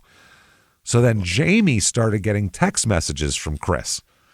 Yeah. They started getting texts from this Chris guy. I guess, he's part of the family sort of now. So what's he why not? To say? Well, Janelle complained to Jamie that people were posting negative comments about her on Topics. Oh, boy. People are posting mean stuff about me on Topics. Yeah, you're with the 30. CIA. Yeah. And that Chris also... for me. Yeah. Chris had also reported to Jamie about things people were posting about Janelle on Topics. And Chris would say to Jamie that it needs to stop. They're being mean. Chris said that he was a friend of Janelle's and that he told Jamie that he worked for the CIA as well. Chris didn't have an email account. He just used Janelle's email account because he couldn't be followed that way. Because with the CIA, you don't want to have your own email account that somebody could find and hack. So you use a 30-year-old developmentally disabled girl's email. That was bull2dog@aol.com. And he contacted Jamie through text or by email, sent to Jamie's phone from Janelle's email account. That's how it worked. Jamie never spoke to Chris on the phone or met him face to face. He just communicated with him this way. Chris told Jamie that because of his training and everything, he has he said this smirking. Yeah, I have a kind of a phobia of phones, if you know what I mean. Oh, I don't like using them because that way I can be tracked, and I do some covert shit, and I can't be having people track me. You can find me real easy. That way you can find me. So Janelle told Jamie that Chris also communicated with her through email as well. So he says, yeah, that's how Chris communicates. When Jamie would receive an email from Janelle's account from Chris, he said he knew who was talking to him without having to look at the sign off. He said just based on the words they would use. He said that, Chris used words Janelle would never use, so you knew it was Chris. He said Chris would start emails with, hey, man, or hey, dude, or what's going on, or how's it going, or shit guys say to each other. Yeah. And also, he said that Janelle never cursed, never called people names, or spoke real hatefully about people, but Chris would rant and rave about everything about everybody with all kinds of profanity and everything else. Yeah. Hey, old fuck rag. What's up, fuck rag? Come on, see me. What's up, cunt stick? Get over here. So Jamie said that he would rant about all that shit and that he would sign his emails Chris. Jamie said that Chris really didn't like the Billies. Chris was upset at the Billies and their friends. Chris also told Jamie how much Janelle loved him, and Chris advised Jamie on how to improve his relationship with Janelle. He's like, I've known her whole life. Yeah. So this is probably, trying to give like counseling. Yeah. Now, at this point, Janelle has type 1 diabetes, like we said. She has to check her sugar levels at a very regular interval, and she has to give herself insulin as well. Oh, Jesus. And when it would get too far out of range, her sugar, she would be hospitalized, and that would be that. Yeah. So she would kind of go out of communication for a few days if she was in the hospital. Now, the court case is still going on for Janelle, where she's being accused of harassing the one lady. So at that point, Jamie started to get emails from Chris that were sent from Janelle's email account, in which Chris expressed his concerns that Janelle is having some problems with her health. Yeah. And he said, I hope Janelle don't think about killing herself. Oh. So Jamie responded, quote, I think that if it wasn't for us, she might have thought about it. Didn't say it, but I can tell she has just took all that she can take from those motherfuckers. They won't let up, and they're crazy. Hell, I don't know why they have to do this. I don't know. I don't know their life has to such at the point, that's how he wrote it exactly, so it's hard to say, that they see this as a sick joke or something. Dumb bastards. Okay. So Chris and Jamie email each other a lot. There's a lot of communication between them.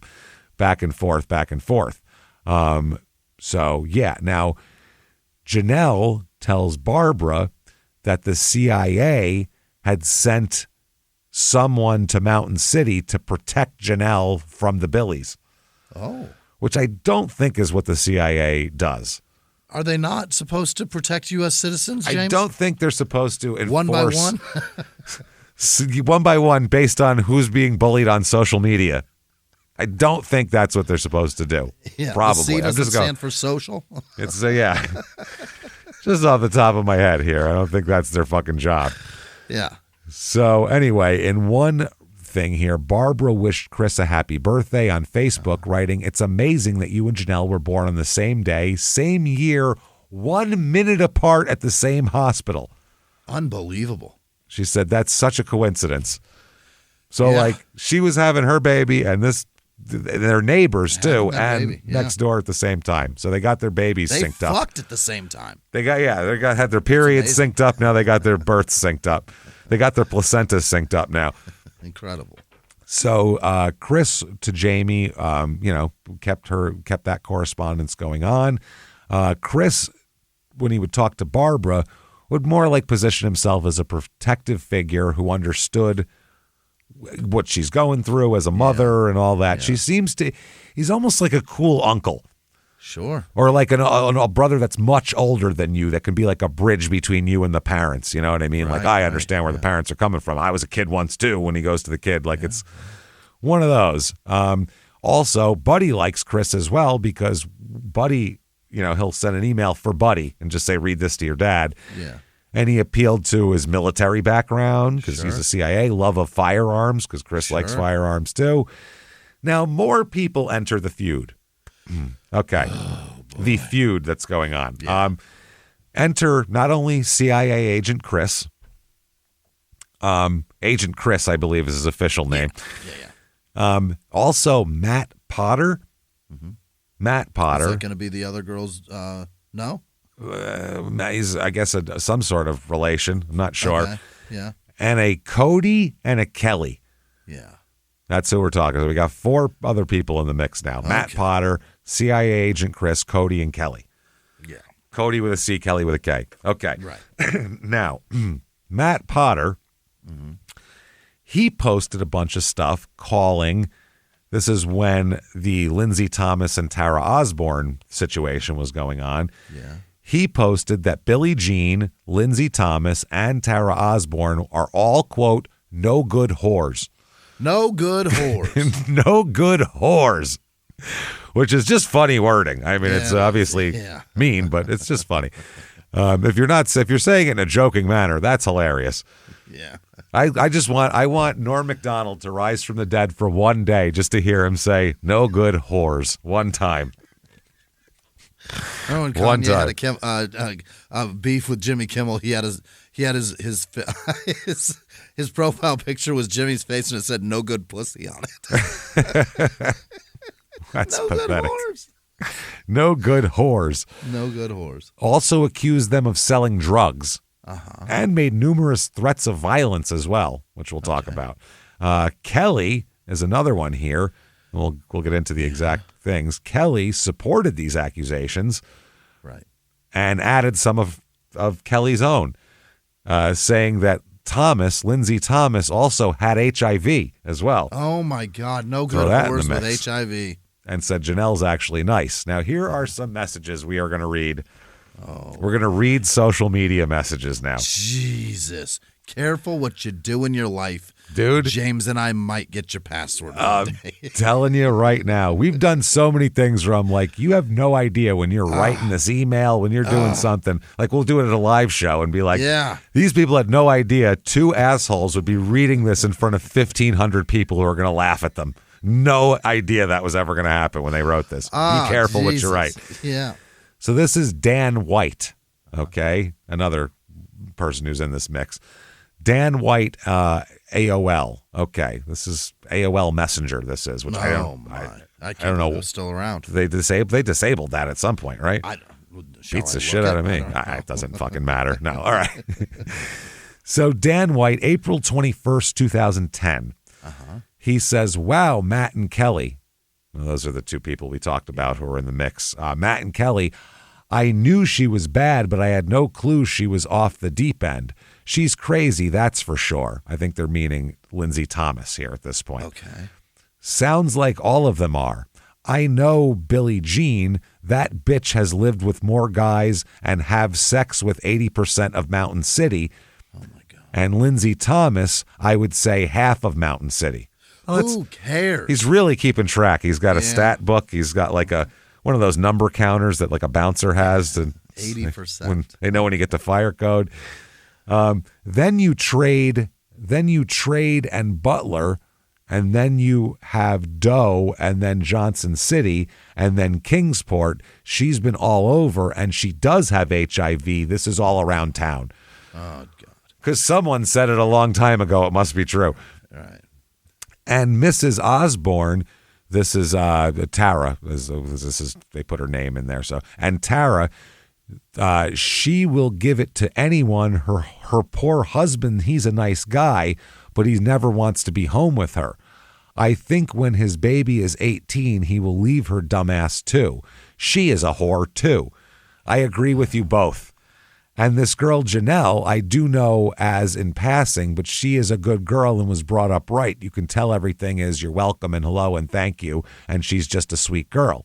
I will be praying for Janelle. As far as the other ones go, they're no good whore sluts.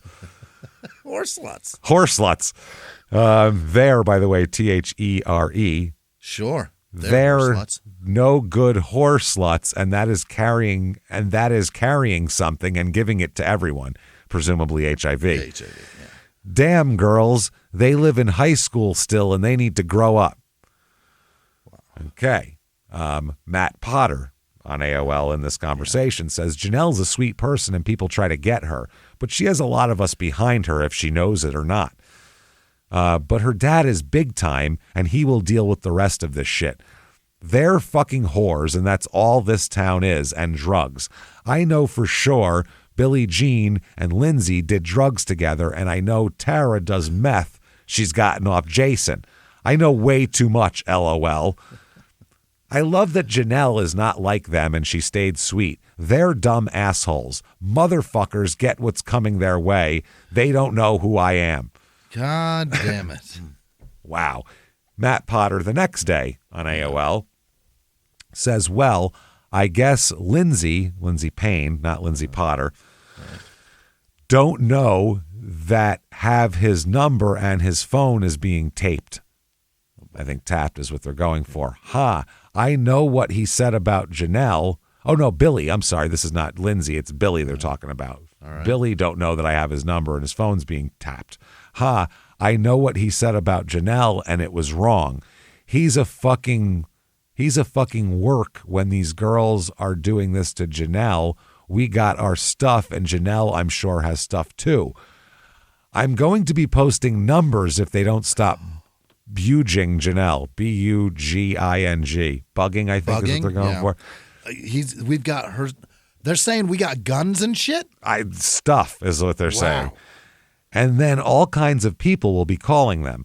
I have cells to home phone numbers, and fucking Billie Jean is getting so fat with that baby. She looks like a chipmunk that's eating too many nuts, LOL. How dare she gain weight with a child inside her? Stay hot for me.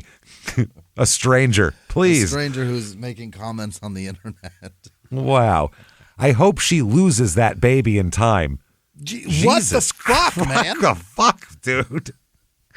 What would someone have to do to you? Take it easy. No, the other one has HIV. This one, yeah. Come on, Jimmy. Jesus, stick with the program. Understand who's pregnant, who has HIV, and who's a good old-fashioned horse slut. You got to understand these things, Jimmy, and I'm really disappointed that you're not paying closer attention. Good. Okay, so I hope she loses the baby in time. Unbelievable. Wow. Imagine caring if someone else has a baby or not. Who gives a shit? Whether or not it's healthy, who gives a fuck? It don't need a mother like Billie Jean and Billy. He's no father, by the way. He acts and talks. Sooner they move out of town, the better. I think something about getting a house. I hope he can't get it. I hope they have to live out in the woods. More better for Chipmunk. She can't make friends out there and fuck deer and bear and whatever else. What is happening? What is going on right now? This is horrifying. Fuck deer and bear and whatever else. More better for her anyway, because that's where she hunts and gathers. That's how she's going to get all those nuts. Well, when she said better for Chipmunk, I was going to say because of the nuts, obviously. But no, it's not even because of the nuts. It's to be able to fuck every mammal in the forest. That's what it is. Deers and bears. Wow. I hope a bear would eat her, but the way she looks, it would go running the other way, LOL. Ugly ass bitch whore. Bitch whore. Bitch whore. Ugly ass bitch whore. Can't leave no one alone. Druggy whore ass bitch. Go fuck a damn tree for all I care. Leave Janelle alone. Okay. The bear and the deer aren't enough for you. The trees are available. This is sounds crazy. Like a 12-year-old that got the internet and it's his first day. That's what's going on here. So Billy, male Billy, not Billie Jean, he prints out copies of these posts and places them into a binder. Yeah. He shows Greenwell there, what's her name? The Tara? Was that her name? Tara? Yeah. some of them shit he got, and that got this woman to post a message to Janelle on Facebook saying, your friend Matt needs to leave Billie Jean and Lindsay off the Topics website. You lost my brother as a friend, and I'm not happy with you either. Okay. Janelle responds to this message. This is Greenwell. This is Billie's sister from the beginning. Got it. Okay. Yes. Okay, Tracy. She responds to Tracy by denying she ever posted negative comments about the victims. Janelle said she didn't know who Matt Potter was, and she didn't do anything wrong, and then there have been a lot of trash talking about me in this town from everybody, so fuck them. I hope people do talk shit about him. Take that. Then she said again, quote, they need to back off. I don't talk to them and I don't know them. Why don't you tell them to get away from me and tell them do not pull in my driveway. Dad is getting a little sick of it. He has gone with me to the cops and I showed them and gave them names and they looked up everything and they also know that I'm not doing a thing. So this is not my fault. If you hate me, then I don't care. What is going on? Okay. Now, she said, I don't know shit. So September 2010, Janelle's Facebook to Osborne now, Tara Osborne. Okay. Tara Osborne sent Janelle a private message on Facebook in which she apologized to Janelle for not responding to instant chat messages and explained that she had problems with her computer. Well, I know a guy. I kind of was going to say, I know a guy who can do a lot. Now, Tara Osborne received the following response from Janelle on Facebook. Yeah. Quote, hey, sweetie, it's really okay. I understand. I hope you all are doing well. I thank you for taking the time to write me. I hope you get it all worked out and everything. I'm not sad or mad or anything with you, honey. I can understand. It's okay. I'm doing okay. My health is not well and things I'm trying to fix and let people go and just leave me alone. But I think that it's too much to ask for. Laugh out loud. She didn't say LOL. She wrote out laugh out loud. Which I've never seen before. I've never heard of that. Because before the LOL thing came out, it's not like people were saying that to each other or writing it in letters, laugh out loud. It never happened. No. So if they don't stop talking and putting me down, I'm going to end up saying what I'm really thinking and how mad I really am and see how they like it. I have not done anything to anyone, and I stay to myself and talk to friends. But they go overboard, and they are just mean girls, really. I hate that they talk about me, and I hate that they act like they do. Anything to anyone to get away with it. It's sad. Well, anyway, I hope you're doing well. I'm praying and thinking of you. Take care, and God bless, Janelle. Janelle. Yeah. So, at that point, she started messaging all the time. So this Tara Osborne altered her Facebook page so that it doesn't show when she's logged into her Facebook account. Oh my! Because as soon as she logged in, she'd get the messages would start coming. She'd be like, Jesus Christ. So, she then ended up unfriending Janelle when that didn't resolve anything. Uh-huh. She just kept sending her constant shit. So, January 1st, 2011. This is from Chris to Barb. Okay? Mm-hmm. Okay. But obviously from Janelle's account, but Chris to Barb. Yeah. Hi, Barbara. How are you? Barb is Janelle's mom, in case you've forgotten by now, because we've talked Buddy's about wife. 700 people. Buddy's wife. Yeah. Mother of Christine and Janelle. Yes. Hi, Barbara. How are you? I hope you're well. This is Chris, a.k.a. Cody. I give up. What? I give up, man. I thought Cody was a separate person, but he's not. I run by Topics because I saw that they said Janelle was up here and you both, and with you both, Buddy and you, and I saw it and got on there and took care of it. Okay? What? Okay. He goes on to talk about how he tells Barb that he works with the CIA and claiming that he'd gotten rid of a lot of people in Russia and New York. Oh, boy. And he wrote that he had shot a lot of people while working for the CIA. He explained to Barbara, quote, I got to a point where they were bad people and then there's a lot of misspellings here. So I had to kill, basically. Right. But I love to shoot now, and killing does not bother me at all. Actually, bother is the word he used. Yeah. He said that he was at the office, and at the office he's known as Cody Wise. Yeah. With a Z. Like W-I-Z-E. Wow. Because Banks was taken. Yeah. He also told Barb that if she so desired, he could kill her estranged daughter. I could, yeah. And also the rest of your family who you don't like in Pennsylvania. I could just kill everybody for you. So do you a favor. Yeah. He said, I have each one of them in my sights and can get to them anytime. I just might.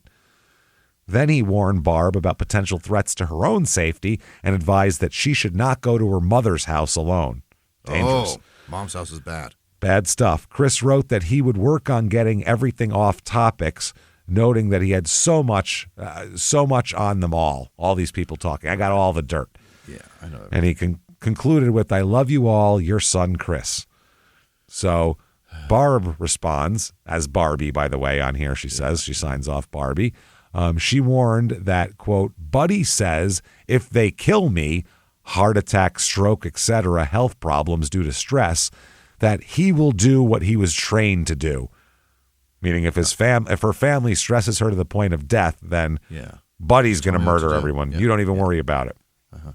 Wow. She told Chris that if he wanted to meet with Buddy to let her know when and where, and that she would pass the message along with Buddy. If you guys want to, put together a murder plot. Yeah. She also encouraged Chris that, quote, as long as you're doing the right thing for mankind, then you will not be judged badly. Yeah, sometimes murder has to happen. I mean, that's just necessary. God understands. God understands. If it is like Buddy did, you're helping others by getting rid of the bad. What? In Vietnam, I think she's getting there. Or he said he was in the CIA, so maybe that's what it was too. She also communicated to him her desire for Janelle to have someone to, quote, take care of her and be good to her. So the message that she wrote to Chris said, these guys down here are trash, and we threw the last one out last year in January. Jerk Jamie Curd. Oh. He took advantage of me and was dirty and muddy and walked in the house any old time, even when Jen was in the hospital one time. Whoa. That's why he's a jerk. Dirty and muddy. How dare you? He did not have good manners and smelled too. Yeah. Okay. Like a goat.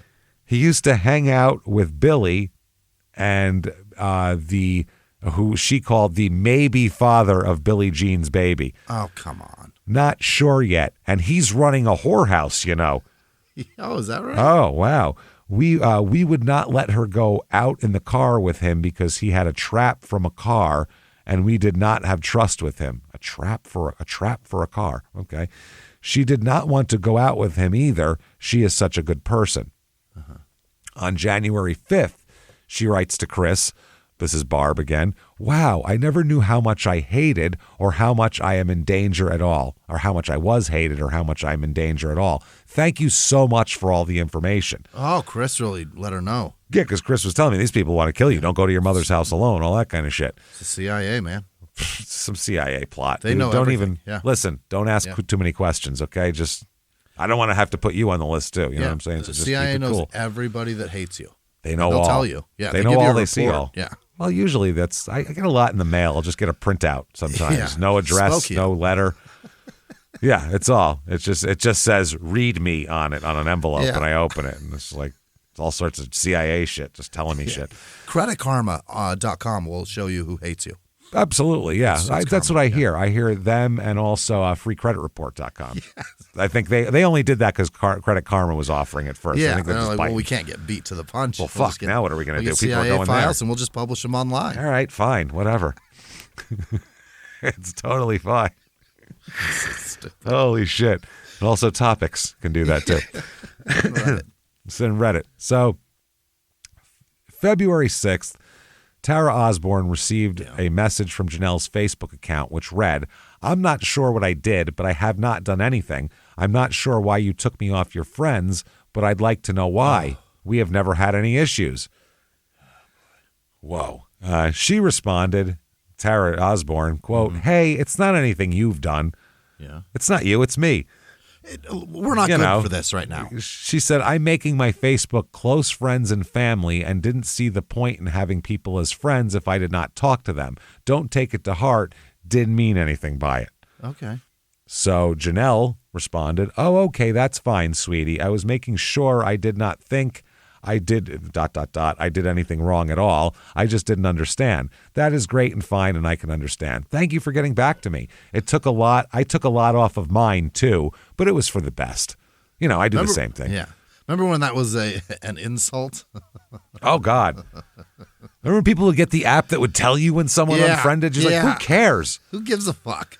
I take great joy in unfriending as many people as I can every day. Both of us have like thousands of Facebook requests, so I'll just fill you the fuck. You're gone, fill you right in with somebody else. Bye. See ya. Don't care. So many people. I see one post that's this much off. Bye. See ya. I don't give a fuck about this. I don't like your shit. Not going to see you post shit. I don't know you. That's it. Goodbye. So if you gave me a request and I accepted it and then we're not friends anymore, you fucked up. You did something. You did something I didn't want to watch anymore. You did something I didn't want to be a part of. That's what that is. So anyway, so she goes on to say, thank you for getting back to me. You're so sweet. Take care. God bless Janelle. Yeah. Okay. Following this interaction, this Tara Osborne received another message from Janelle through Facebook accusing her of harassment and phone calls and messing with Janelle's mailbox. Oh. So that's a federal crime. That's a lot. Osborne called Janelle and denied her accusations. She's like, okay, we're beyond messaging now. I got to call you. Weird. Yeah. She further told Janelle, she said, listen, this is the reason why I actually unfriended you. I was trying to be nice, but now you want the truth? I'll give you the truth. She said that she was, quote, tired of her drama and her bull crap that Janelle was posting about everybody and everybody else knowing that it wasn't true. You're a shit stirrer. Yeah. I don't need it on my page. Janelle then told Tara Osborne to leave her alone, claiming that that Osborne was affecting Janelle's health. Uh-huh. Okay. So then at that point, following that, Tara Osborne received several more phone calls from or related to Janelle, basically. In one call in March or April of 2011, it was from a male caller using a voice disguiser. So she gets like a hostage ransom fucking call. Yeah. The caller told her that she needed to leave Janelle alone and to, quote, stop the harassment, the phone calls, the vandalism, and the stalking. Oh.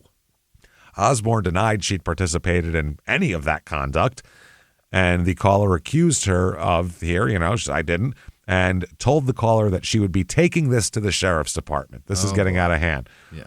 The next day, she went to the sheriff's department and was directed to Safe Haven, where she filed for an order of protection. And the order was later dismissed, however, because of the lack of statutorily required relationship between the parties. Yeah, because this is an online relationship. We don't know each other. But that's crazy. A stranger could pick you out of a crowd and decide they want to fuck with you, and you can't get a restraining order because you don't know each other? That's the weirdest shit I've ever heard. I think it's because there has to be some sort of perceived opportunity of violence. I was wondering if there has to be like places that they would normally be that they can't, because you can't that's the perceived relation of violence. That's what I was saying. Violence, just even to stay away and not be because of the opportunity of them being in the same place for violence. That's what the order of protection is for. I guess there's also got to be proof that there was violence. That there doesn't have to be. There has to be, I guess, first a relationship between them before then the rest of it. So she didn't meet the first requirement, which is just weird. Facebook friends is not a relationship. Which is weird, though, because if some dude on Facebook wanted to stalk some chick, and that's happened. It's certainly possible. They've probably changed the rules since then based on social media. I mean, there's certainly some sort of internet thing, right? Because laws. It has to be, because in 2010, they didn't know how to deal with social media yet. Facebook just happened. Instagram didn't fucking exist yet. Twitter just happened. Now with the uprise of like children playing gaming online, they're fucking sending the SWAT team to people in Philadelphia. And this kid lives in like fucking Tucson. You know what I mean? Because he beat you in Sniper Elite. Right. Fucking insane. And now the fucking actual snipers just killed a 12-year-old. So what the crazy. Fuck? Yeah. Oh man. So March 3rd, 2011, Barbara writing to Chris. Bud was wondering. Now he's not even Buddy. He's just Bud. Bud was wondering when he would be contacted to meet and pick up his ID you spoke of some time ago. He is actually wondering if there is an ID or not. March 2nd, 2011, Barbara to Chris, they are watching our house all the time. They threw stuff on the roof, yard, etc. I'm not strong enough to fight back yet, but I will be at some point. Bud is angry, 4 exclamation points. Oh, boy. March 3rd, Barbie to Chris. We are tired of all this shit, Chris. 7 years is 7 years. Too many, and it's going to have to be over. You're welcome to shoot any of them, but let Christine's body be found. We have life insurance on her, so we might as well collect it. Oh, my God.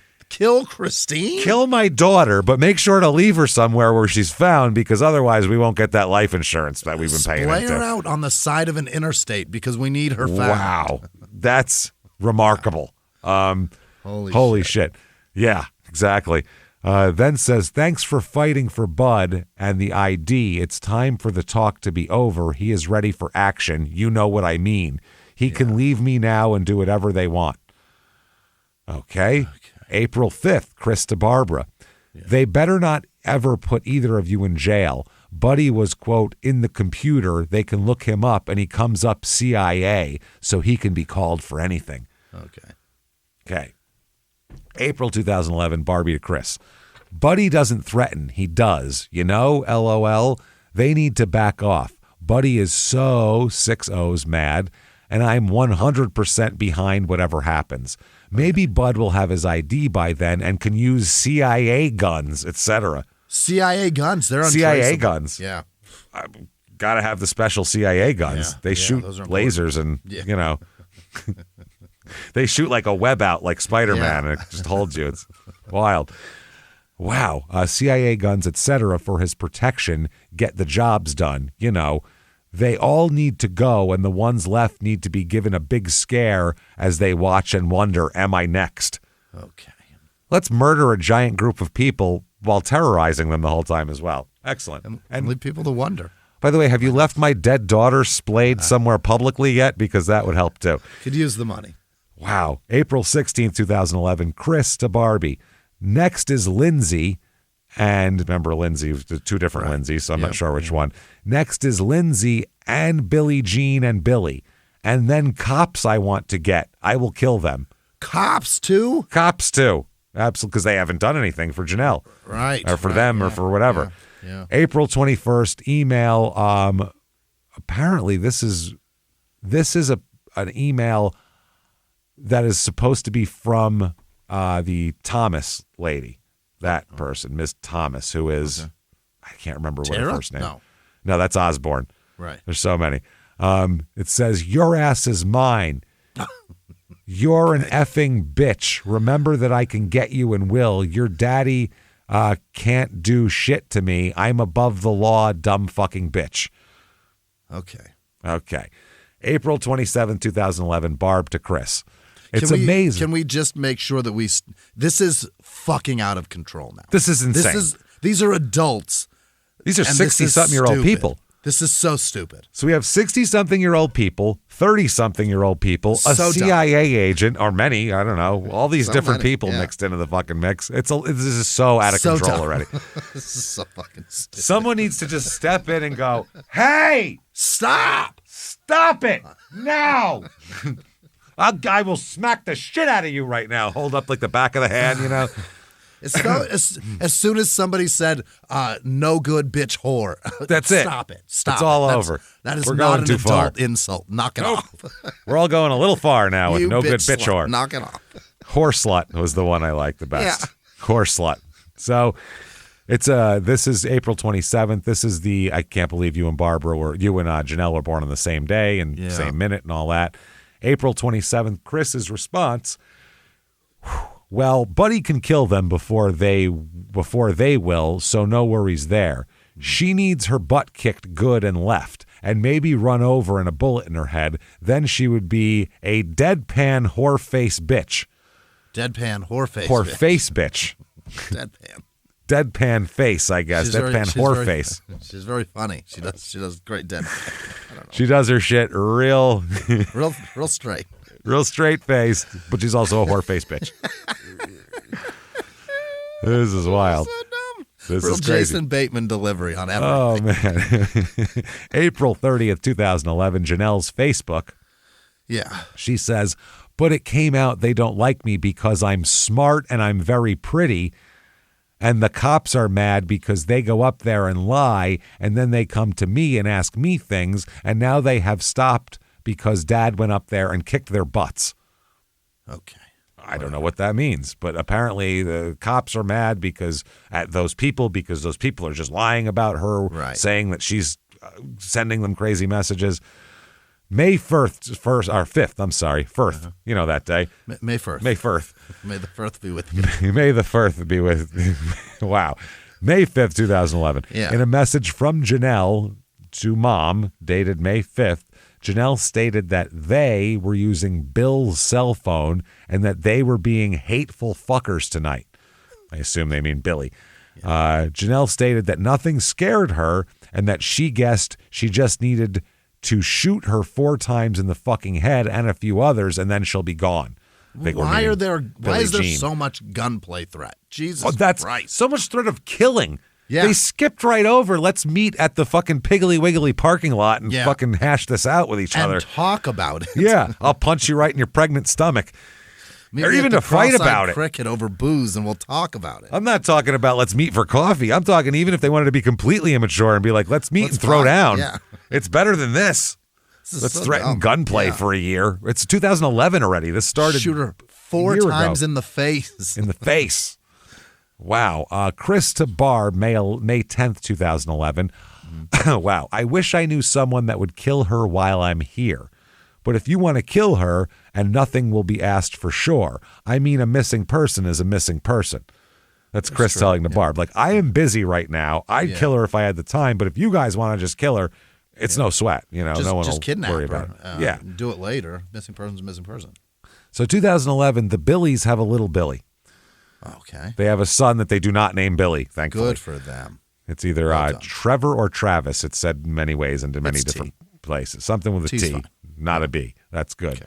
Okay. Now, Janelle, by the way, when the Billies complain that they're victims of online harassment by Janelle and her family, Janelle says bullshit, as we've seen. She claimed she was the one who was bullied on Facebook. Right. And she told her parents that her friends threatened to rape her. Oh. Made constant prank phone calls and drove past their house just to intimidate her. Remember, she was saying they're pulling in the driveway, Barbara said. People were getting mad. Janelle told her parents that these people were jealous of her because she was, quote, too pretty. I'm too hot. I'm just that other chipmunk-looking bitch. She's just jealous of me. She literally says that, though, that Billie Jean is not as pretty as me, so she's jealous. Okay. So that's why they sent her cruel messages on Facebook. She said that Billie Jean was behind the attacks because Billie Jean is jealous of her looks and knows that Billy really wants to fuck Janelle and that Billie Jean is just a consolation prize who fucks deer and bears. Yeah, and bears and shit, yeah. You know, Janelle just retaliates. At one point, she says that she wished on Facebook that Billy and Billie Jean and that damn baby would die. Good God. The baby, too. Wow. So while this is all going on, in the midst of all of this, is Billy, basically, they unfriend Janelle on Facebook. Right. That's what precipitated all of this, was they unfriended her. Had enough. And we know if you unfriend her, she wants to know fucking why. Now, Janelle has her own version of the whole unfriending incident.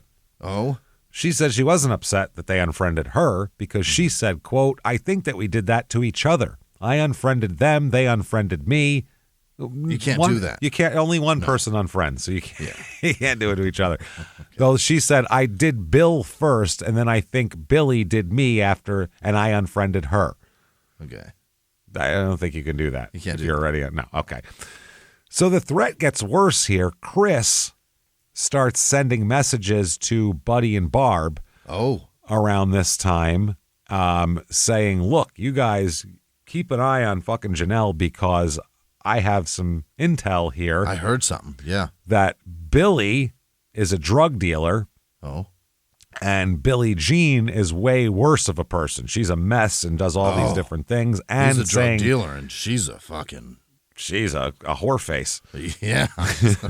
Apparently, according to this fucking other shit. So And saying that both of them, though, were plotting to have Janelle raped and killed, and they want to have her head cut off.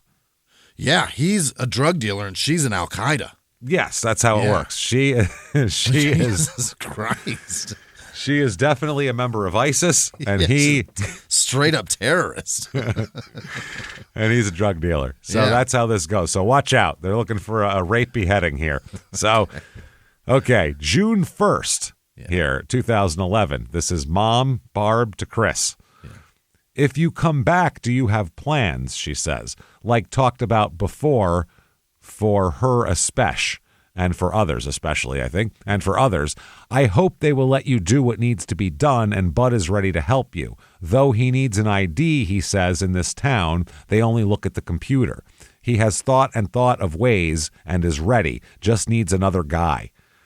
Yeah, so, he needs a CIA badge because everybody knows if the police pull you over and you go, I'm CIA, they go, by all means, please go kill anybody here. Might as well show him one of those sovereign citizen cards. Please kill everyone in town. Oh, you're here to kill people in our town. Yeah, please, by all means. I'm sorry, I didn't mean to be in your way, sir. James Bond has a license for it. Yeah, it's obviously it's right next to these guys like driver's license, Diners Club card.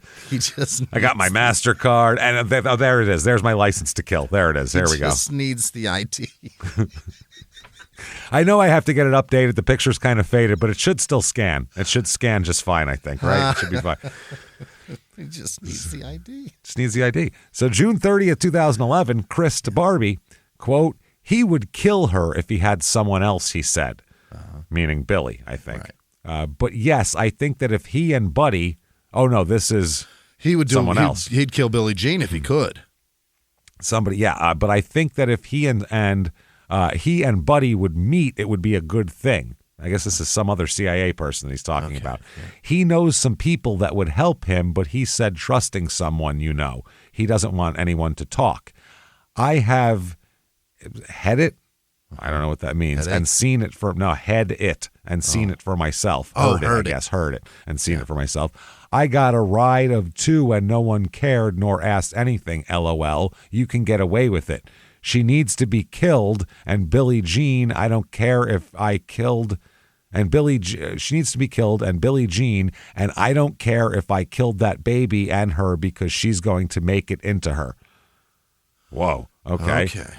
So Barbie says, no, I don't think anyone would really mess with Buddy. No one has seen, quote, the other side of him, not in this town. He's trained to rock and roll, The time will... The guy with chronic pain and PTSD. But rock and roll never forgets, as we know from Bob Seger. So, He wants to rock and roll all night long. Never forgets. Oh, my God. She says, the time will come, and he thinks, and he has thought it out. I'm glad that Jamie is really mad, and if he feels like Bud, they may take care of some things pretty good. Now she's back on board with Jamie. If he's going to help Bud kill people now. This is crazy. Okay, summer of 2011, Janelle Lindsay Potter. Mm-hmm. This is Janelle sending Lindsay Potter a private message that says, quote, I'm not trying to be mean, but your so-called friends are still coming after me, and I'm never left alone, and they have done a lot to my house and to my family, and I'm not mean, but I'm getting there. I put that pic of them on once for a few friends to see who they were, and I took it down. Do you think they are mean? Yes. Do I think you are fooled? Yes. Do you need to be careful who you're friends with? Maybe it's not because I'm from here, but I'm sick of this crap. I think she means that maybe it's because I'm not from here, but I'm sick of this crap and it needs to stop. They need to grow up and live their life like I'm living mine. I'm sick and in the hospital more than I'm at home, and this needs to stop. I hope you don't think I'm being mean, but that's about time I take up for myself and say what I think for once. She said I'm not being mean like 8 times like a 9-year-old. Yeah. Well, she's being mean. She's being very mean. Damn near quoted Tupac. I'm not a killer, but don't push me. Don't fuck with me. Yeah, exactly. I've never done that. Wow. I'm 30 and I act more grown up than most people. No, I've been through too much to let them get to me. Oh, boy. Jesus Christ. So the Lindsay Potter, said, sorry that you're sick, but have you actually seen them doing this, or are you just assuming because you want it to be them? I honestly don't believe that they're bothering you. They have much better things to do than worry about you. Right. Billie Jean just had a baby, so why in the hell would she be so out to get you? I think the best thing for you to do is to drop it, keep your mouth shut, and move on. If they're bothering you, then they'll see it isn't working and they'll quit. Right. All this is good advice, by the way. Yes, it's great advice. Fuck off. That's it. Lindsay seems level-headed. It's totally just like a sane person. Yeah. The first adult we've encountered in this fucking story so far, besides maybe the Billies, but we don't know enough about them. So Janelle then responded, "Hi, Lindsay. No, I know what they are doing, and I know other people that have seen it too, but I was not going to write you back. But what made me so mad is you think I want it to be them. Yes, a whore and living with guys and sleeping around and drinking and smoking. Yeah, right. I love who I am and I have a good life. I'm 30 years old. They can't grow up and they don't even have jobs and they lie. And I'm so not like that. I don't care that she had her baby. I feel bad for it with a mother like her. I hope maybe it can go to a better home. But the thing is, like I say, I know who I am and I love who I am and I'm not from here and I'm smart. People down here never seem to do anything with their lives other than pick and, excuse me, hurt people. I'm not like that. I'm a nice girl. Okay. And I'm doing the best I can. My health is no one's business, I guess. But yes, it's bad. But I'm grateful for every day that God gives me. So maybe you should think before you talk. Yeah. And I'm hot, so leave me alone. I'm super tall and hot. Don't you know shit? Right. So Lindsay responds, you don't seem very smart to me. Lindsay.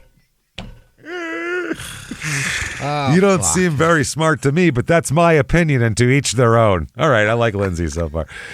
No one is perfect, and I'm positive you're definitely not. My advice to you really is to drop it. And you say you're 30 years old. This doesn't seem like a smart 30-year-old behavior to me. Okay, to me, smart one. She called her smart one. Okay. Then in the final message, Janelle wrote, quote, well, I think they really need to stop their damn games. As far as me being smart, it's kind of funny. I got a 4.0 out of high school, and I'm still smarter than you girls. Then this is the greatest line. I don't like you anymore. It's something a 7-year-old say to each other. I don't like you anymore. She wrote that. She wrote, I don't like you anymore. I got a 4.0 in high school. I don't like you anymore. I don't like you anymore. 12 years ago, they said I was smart. Wow, it gets even better. Amongst 18-year-olds, I was smart. Amongst, just, you know. Then she says, I thought you were nice, but you are not. So I don't like you, and you're mean. Then she says, and wow, you're dumb, for everything is right in front of you. Let me guess, you do drugs with them. Well, I will block you and never talk to you again. I think you are no good. Rich whores is what you three are, and you need to get over yourselves. Rich whores. Rich whores. Okay. Holy shit. Wow. Now, Lindsay Thomas was Billie Jean's best friend. That's how she got in the mix. So she's not going to take Janelle's side over her best friend. No. She had just got this. Lindsay Thomas just got a Facebook friend request from Janelle in 2011, accepted it because they had some mutual friends. Sure. And then quickly started getting negative comments about her and about Billie Jean and all this shit. Oh, man. Holy shit. This is crazy. I don't even know what to say here. So then there's a incident while pumping gas. Okay. The Thomas woman that we couldn't figure out who that was. Lindsay? Thomas woman. I don't know. No. We got Lindsay Potter and Lindsay. Okay. No, Lindsay Thomas. It is Lindsay Thomas. Yeah. Okay. Now, the way this goes on, I guess there was phone calls where Janelle would tell Lindsay Thomas to leave her alone, but during other calls, Janelle would just breathe into the phone and not speak. Remember we talked about that? Yeah. And that she didn't know it was Janelle because Janelle's home phone number would be displayed. She knew it was Janelle because of the caller ID. Anyway, this is all still going on, this phone harassment shit. Remember she took it to court and all this. Still playing on the phone. Now, while all this was pending, one time Billie Jean was pumping gas at a convenience store when here comes Barb and Janelle. Yeah. Okay. See, in a town this small, you're going to run into people. You can't avoid them. Getting gas. So Barb and Janelle blocked her car Billie Jean's car by positioning their car at the bumper of her car so she couldn't leave. Right. Then Barb and Janelle screamed at Billie Jean and told her that she did not deserve to be a mother and that she should, quote, not have been given a child. Okay. And you fuck deer. Did I mention that? You bare fucking deer sucking whore face. You deadpan bitch. Deadpan whore face. Bitch whore slut. Oh my God. So people that were around saw Billie Jean was crying and visibly shaken and offered to call the police because these two women just started harassing her. Right. But then when those people came up, that's when Barb and Janelle left the parking lot and went up the road toward Mountain City. Mm-hmm. Okay. August 4th, 2011. This is interesting here. We're going to talk about some topics posts and an email from Janelle's account, and then there's going to be murder coming up real soon here. So, boy. August 4th, 2011, an email from Janelle's email account was sent to Jamie's email account with the subject line, R.E. me. R.E. me as in reply? I'm sorry. Start that over. Oh, okay. R.E. me as in reply to an email about me? I think it's, in regards to me. Yeah. So, yeah. The content of the email appeared to be more topics postings that began on August 1st. The participants were Dan White and Matt Potter, with one from Mike Dunn and another one from Brandon Eisenhower. Eisenhower. The general, breadth of these was that these posts were very similar to prior posts, although now the threats of violence are escalated. Oh, boy. Mike Dunn posted, I'm about to fight with you, Billie Jean Hayworth. Why don't you shut your fucking month, you bitch? I think he means mouth. But shut your month. Shut your fucking month, bitch. One day, girl, you are going to get beat up really good and left for dead. You better shut up, you bitch. Go fuck a cow for all I care. I thought she fucked deer and bear. Now she's fucking cows, too? And trees? She's taking all comers, man. Wow. Damn, hooker slutbag whore. What? Hooker slutbag whore. Oh, Jesus. Okay? And your bastard baby. Take it with you and leave this fucking town. You won't leave here alive. What is going on? Holy shit. So Matt Potter posted in response, damn, Mike, what she do? Go after your wife? Damn, I think we just need to gut her and leave her for dead. And kill the damn fucking whore. Okay. And then he said to Billie Jean, you're a fucking no good person and your day is coming. And somehow spelled coming wrong. 2 M's? Comeiing. Okay. Wow. And then Dan White posted, I hope about, this is Billie Jean, Lindsay Thomas, and others here. Yeah. I hope you all get raped and killed for what you did. Me too. Jesus Christ. Yeah, at this point, whatever. October 9th, 2011, email. Okay, this is apparently from Lindsay. Yeah. You're a fucking bitch and your fucking ass is going to jail and Billy is going to kill you. He has said that, and I hope he does. None of us want you around nor living. You are nothing. Okay. Billy and Billie Jean have had enough of this shit. They've had enough. Absolutely ridiculous. Lindsay saying that. October 22nd, 2011, Janelle posts about being hospitalized after going to court and claims that they said we hope she dies as she was leaving the courtroom. Who fucking cares? Who gives a shit? You're not in 10th grade. Who cares? They hope I die. Oh, yeah. You don't have to go to English class with any of these people. Who cares? Who gives a shit? Fucking cares. You know how you can get back at them? Wake up tomorrow. That's it. Wake up. So move out of this town. How about that? Honest to fuck. Get out. Jesus Christ. Wow. She posted, they want me dead. Okay. October 25th, 2011, Chris to Jamie. Okay. Yeah. Here we go. Chris to her boyfriend, Jamie. Yeah. CIA Chris to Janelle's boyfriend. Jamie was getting text messages from Chris, too. And Jamie's, relationship with Chris is growing as well and all that kind of thing. Through this, Chris said, yes, man, I'm with you 100%. She loves you so much and misses you a lot. I know she is not fine. Look at the poor thing, and it's sad that they're doing this to her life. October 27th, 2011, Chris to Jamie. I know you've taken up for her and her family and her. Okay. It means a lot to me. These girls are driving her so crazy. You know they are crazy. With you and Buddy, I hope you can all get them. I hope it all works out great. You're going to help the town. Wish I could kill them, but right now I really can't. I got so much going on at the office, buried in paperwork. I'd love to kill this brand new mother. Yeah. And maybe her baby too, but I'm up to here in paperwork. I'm still trying to get Dad's ID.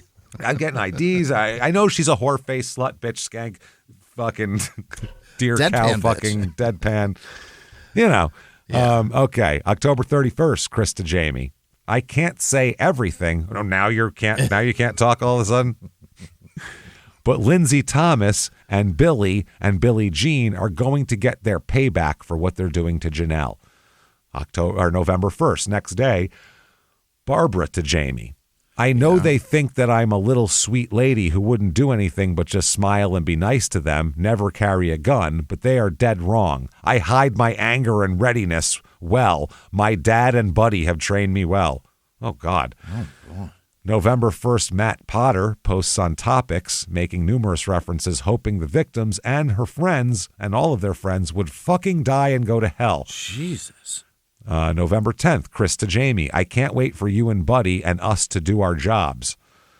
November 16th, Barbara to Jamie. I just wanted to tell you that I looked at your Facebook account, JackWright94 at yahoo.com is your email, and your password is Mexall. Oh. Okay. I did write to Chris earlier and tell him never to use last names on Facebook, but the ones he wrote in the other night already has deleted anyway. But anyway, it's Chris that is putting their whole names on, not Janelle. Okay. November 21st, 2011, Janelle on her Facebook adds people to her family on there and lists both Chris and Matt Potter as her brothers. Oh. Okay. They're her brothers because they take up for her on Topics. And they're named Potter, so why not? Why not? November 23rd, 2011, Barbara to Jamie. They're trying to kill Janelle little by little, but doctor says at this rate it could happen any time with heart attack / stroke, DKA itself, that she is getting it too often now and the stress has to stop. By the way, if you talk / text with Chris, ask him if he thinks the CIA will back up Buddy if he takes it into his own hands. What are you talking about? What are they going to do? November 30th, 2011 is court. This is where Billie Jean testifies against Janelle when Lindsay Thomas's phone harassment charge is tried here. Okay. After court, that's the General Sessions judge dismissed the case. Right. After court, Buddy, Barb, Janelle, and Jamie, who had attended court there, went to a convenience store located around here to have lunch. Sure. Yeah. While they were eating, Billie Jean and Osborne came in there. Tara Osborne came in the store, then walked out. Okay. They said when the Potters and Jamie exited the store, Billy pulled up in the parking lot. Okay. Billy got out of his car and began angrily, quote, hollering at the Potters. As Billy and Buddy hollered and yelled at one another, Jamie just left. Okay. December 6, 2011, Barbara to Chris, quote, so the victims may as well accept the loss and go on with their lives, be they are not going to get Janelle. There is no way. Between our heavy quantities of ammo and protection of her at all times and your alls, they're going to get the surprise of their life. If someone wants to bring it on, they will all die, including the baby. Jesus. This bitch has a bloodlust to kill this baby. No kidding. She hates that baby. Barb hates this baby. So much. Wow. She says, so if you think that it will be different, that it will be in a week or so, things will be happening. We are thinking different sooner and are ready. We will see. It may be sooner than anyone thinks. We want peace and no one here wants to kill anyone, but we will. Bud is so, 5 O's, ready. We all are. We are ready to take care of this ourselves, especially Bud and Jamie are super ready all of the time. I will kill too if I have to, not just hurt, but kill. Wow. December 12th, Chris says, but round 3 is Billy wants to hurt Janelle or just yell at her. He has not made his mind up. They are wanting to hurt her for many reasons. Then Barb responds, anyone who wants to mess with Janelle or with us is asking to die. Yeah. Obviously. Begging. December 14th, Jamie to Barb. I hoped Billy and Billie Jean and Lindsay will get what's coming to them. December 14th, Chris, this is Chris posting on Janelle's Facebook. Yeah. So using her Facebook. To Bill Payne, Billie Jean Hayworth, Lindsay Thomas, and Tara and Brad Osborne, and etc. This is all caps, by the way. Yeah. Please leave Janelle alone. Not leave, leave Janelle alone and stop with the harassment because all of you are just a bunch of white trash, no good, ugly people. Or you can just go jump off a mountain for all I care. You all need to get out of my sister's life. Okay. So, December 16th, this is Barb to Chris. What are your feelings if someone was found with a hole in them somewhere in a car? Have you done this? Would they check it out or not? No, they usually just tow that car, smash it, and pretend the body wasn't even there. They never look into that. If you do it, that's part of the rules. They'll look into people with holes in their heads unless they're found in a car. Then all bets are off. This body's got a hole in it. Yeah, but is it in a car? It is. It's out of our jurisdiction. What do you want from me? You got to call the DMV if you want anything done with that. I don't know what to tell you. There's a long line. You got to take a number. It's all afternoon. It's too much, man. Okay. This is fucking bonkers. January 14th, 2012. Yeah. Barb on Janelle's page complaining about evil people and asking, may God have mercy on their souls. January 14th on Janelle's Facebook. She says, I'm sick of hearing they want me dead and Lindsay wants to kick my butt. It's never going to happen. I'm never alone and my dad carries guns and my mom, so they just need to back off. January...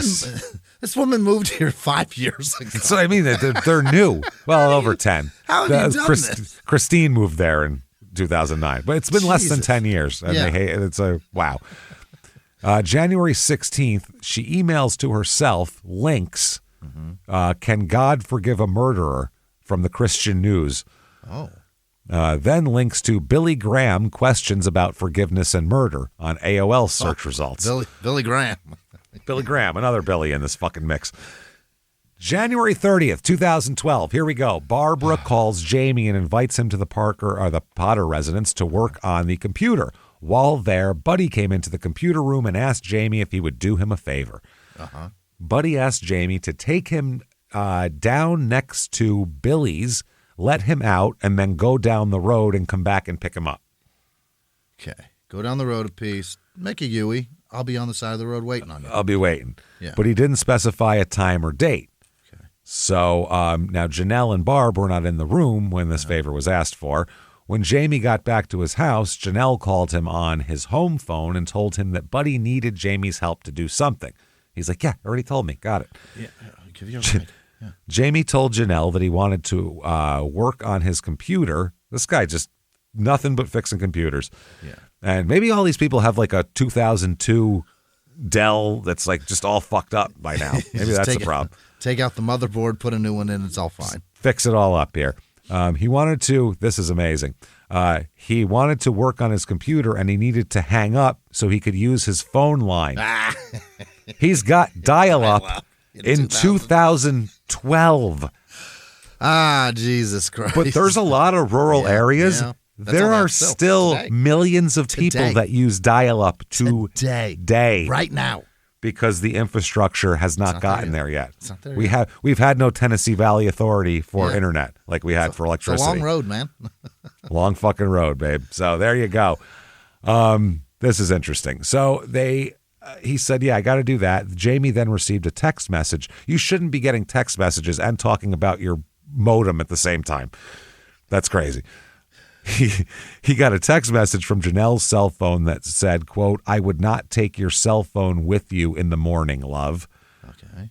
Okay, so this is all that goes on. January 31st, 2012, 1:47 a.m., so the beginning of January 31st. Yeah. Phone call between Jamie and Janelle, 18 minutes long. 2:21 a.m., Janelle to Jamie in a text, indicating she wanted to talk for just a little. 2:30 a.m., Janelle sends to Jamie, I love you. I would not take your cell with you in the morning, and then love at the end. Then Janelle to Jamie at 4:25 a.m., did Buddy get the phone? Okay, 4:26 a.m., Janelle to Jamie, shit, call back. 4:36 a.m., Janelle to Jamie, is leaving now, the front door open and closed. 4:38 a.m., Janelle to Jamie, yes, he's leaving now, I hear the car, I love you, baby. 4:39 a.m., Janelle to Jamie, I love you, he took off, love you. 4:40 a.m., Janelle to Jamie, I love you, text me back when you get back. Okay, 6:20 a.m. at Pa Bill's house. Yeah. Billy and Billie Jean's house. Bradley Osborne, let's get another person in the mix here. Yeah. He usually left his house about 6:20 to drive to Billy Payne's house to pick him up to carpool for work. Sure, yeah. This day, January 31st, he waited outside the house for a few minutes, but Billy didn't come outside. Right. Pa Bill had already left for work. He's gone. Yeah. So this Bradley Osborne, now I don't know if he's related to the other Osborne or not. Probably. Who the fuck knows at this? I assume everyone's related in some way here. So he said he went to the sliding glass door that was seldom locked, and he opened it and stuck his head in and called out for Billy. Yo, Billy, where are you at? You know? So he had knocked on the door, then he knocks a little more. Nobody comes. So then he walks into the house through the sliding glass door. He can hear an alarm clock ringing, and he calls out from the living room again multiple times and gets no response. So then he went to a telephone, the home phone in the living room, and called Billy's cell phone trying to wake him up. Sure. He thought that he heard a baby whimper, but he was unsure. So he said he didn't go down to the bedrooms out of respect. You know, he didn't want to walk in on, Billie Jean with her ass out. Yeah. And didn't think anything unusual. He just left and went to work and think, oh, shit, everyone overslept here. I got to go to work, though. I'm not going to be. I'm not going to be late. So then Linda and Roy Stevens, let's introduce them. They went to get their mail at about 10:10 a.m. Yeah. They are former neighbors of Billy and Billie Jean who had moved out, and they still get mail sometimes. Billy and Billie Jean pick it up. They put it on a shelf for him, and he comes to pick it up every week or so.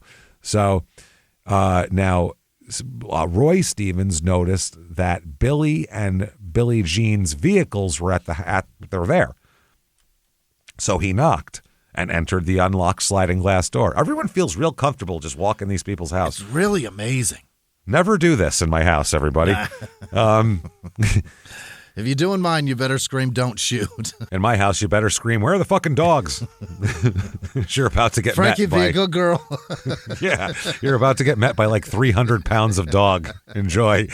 You better bring milk bones. Good luck.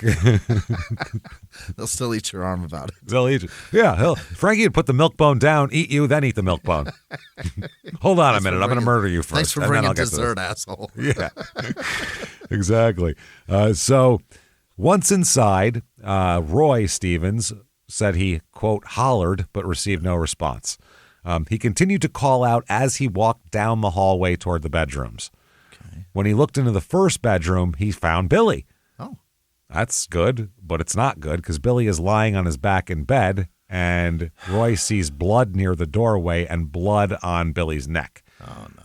He said, Billy, Billy, and approached him and grabbed him by the arm to see if he could wake him up. Oh, boy. But he doesn't respond.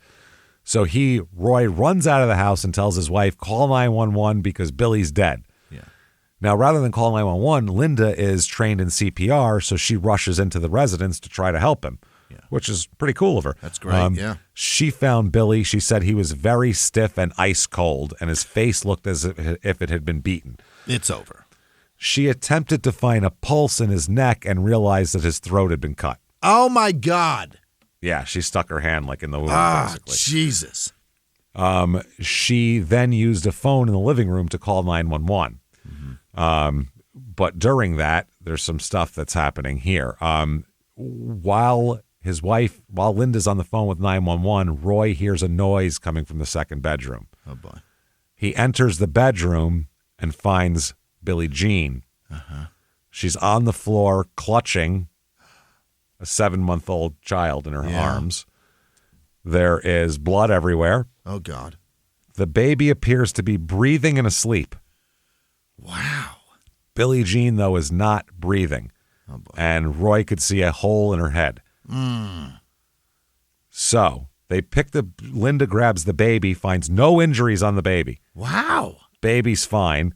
Then checked Billie Jean for a pulse and said that she was lying with a pool of blood at the top of her head and observed fragments of her hair and stuff on the carpet. Jesus God. Brain matter and viscera. Yeah. It's not good. She had no pulse and was very deceased. She had been shot in the face. Ooh. In the baby's nursery while cradling the baby.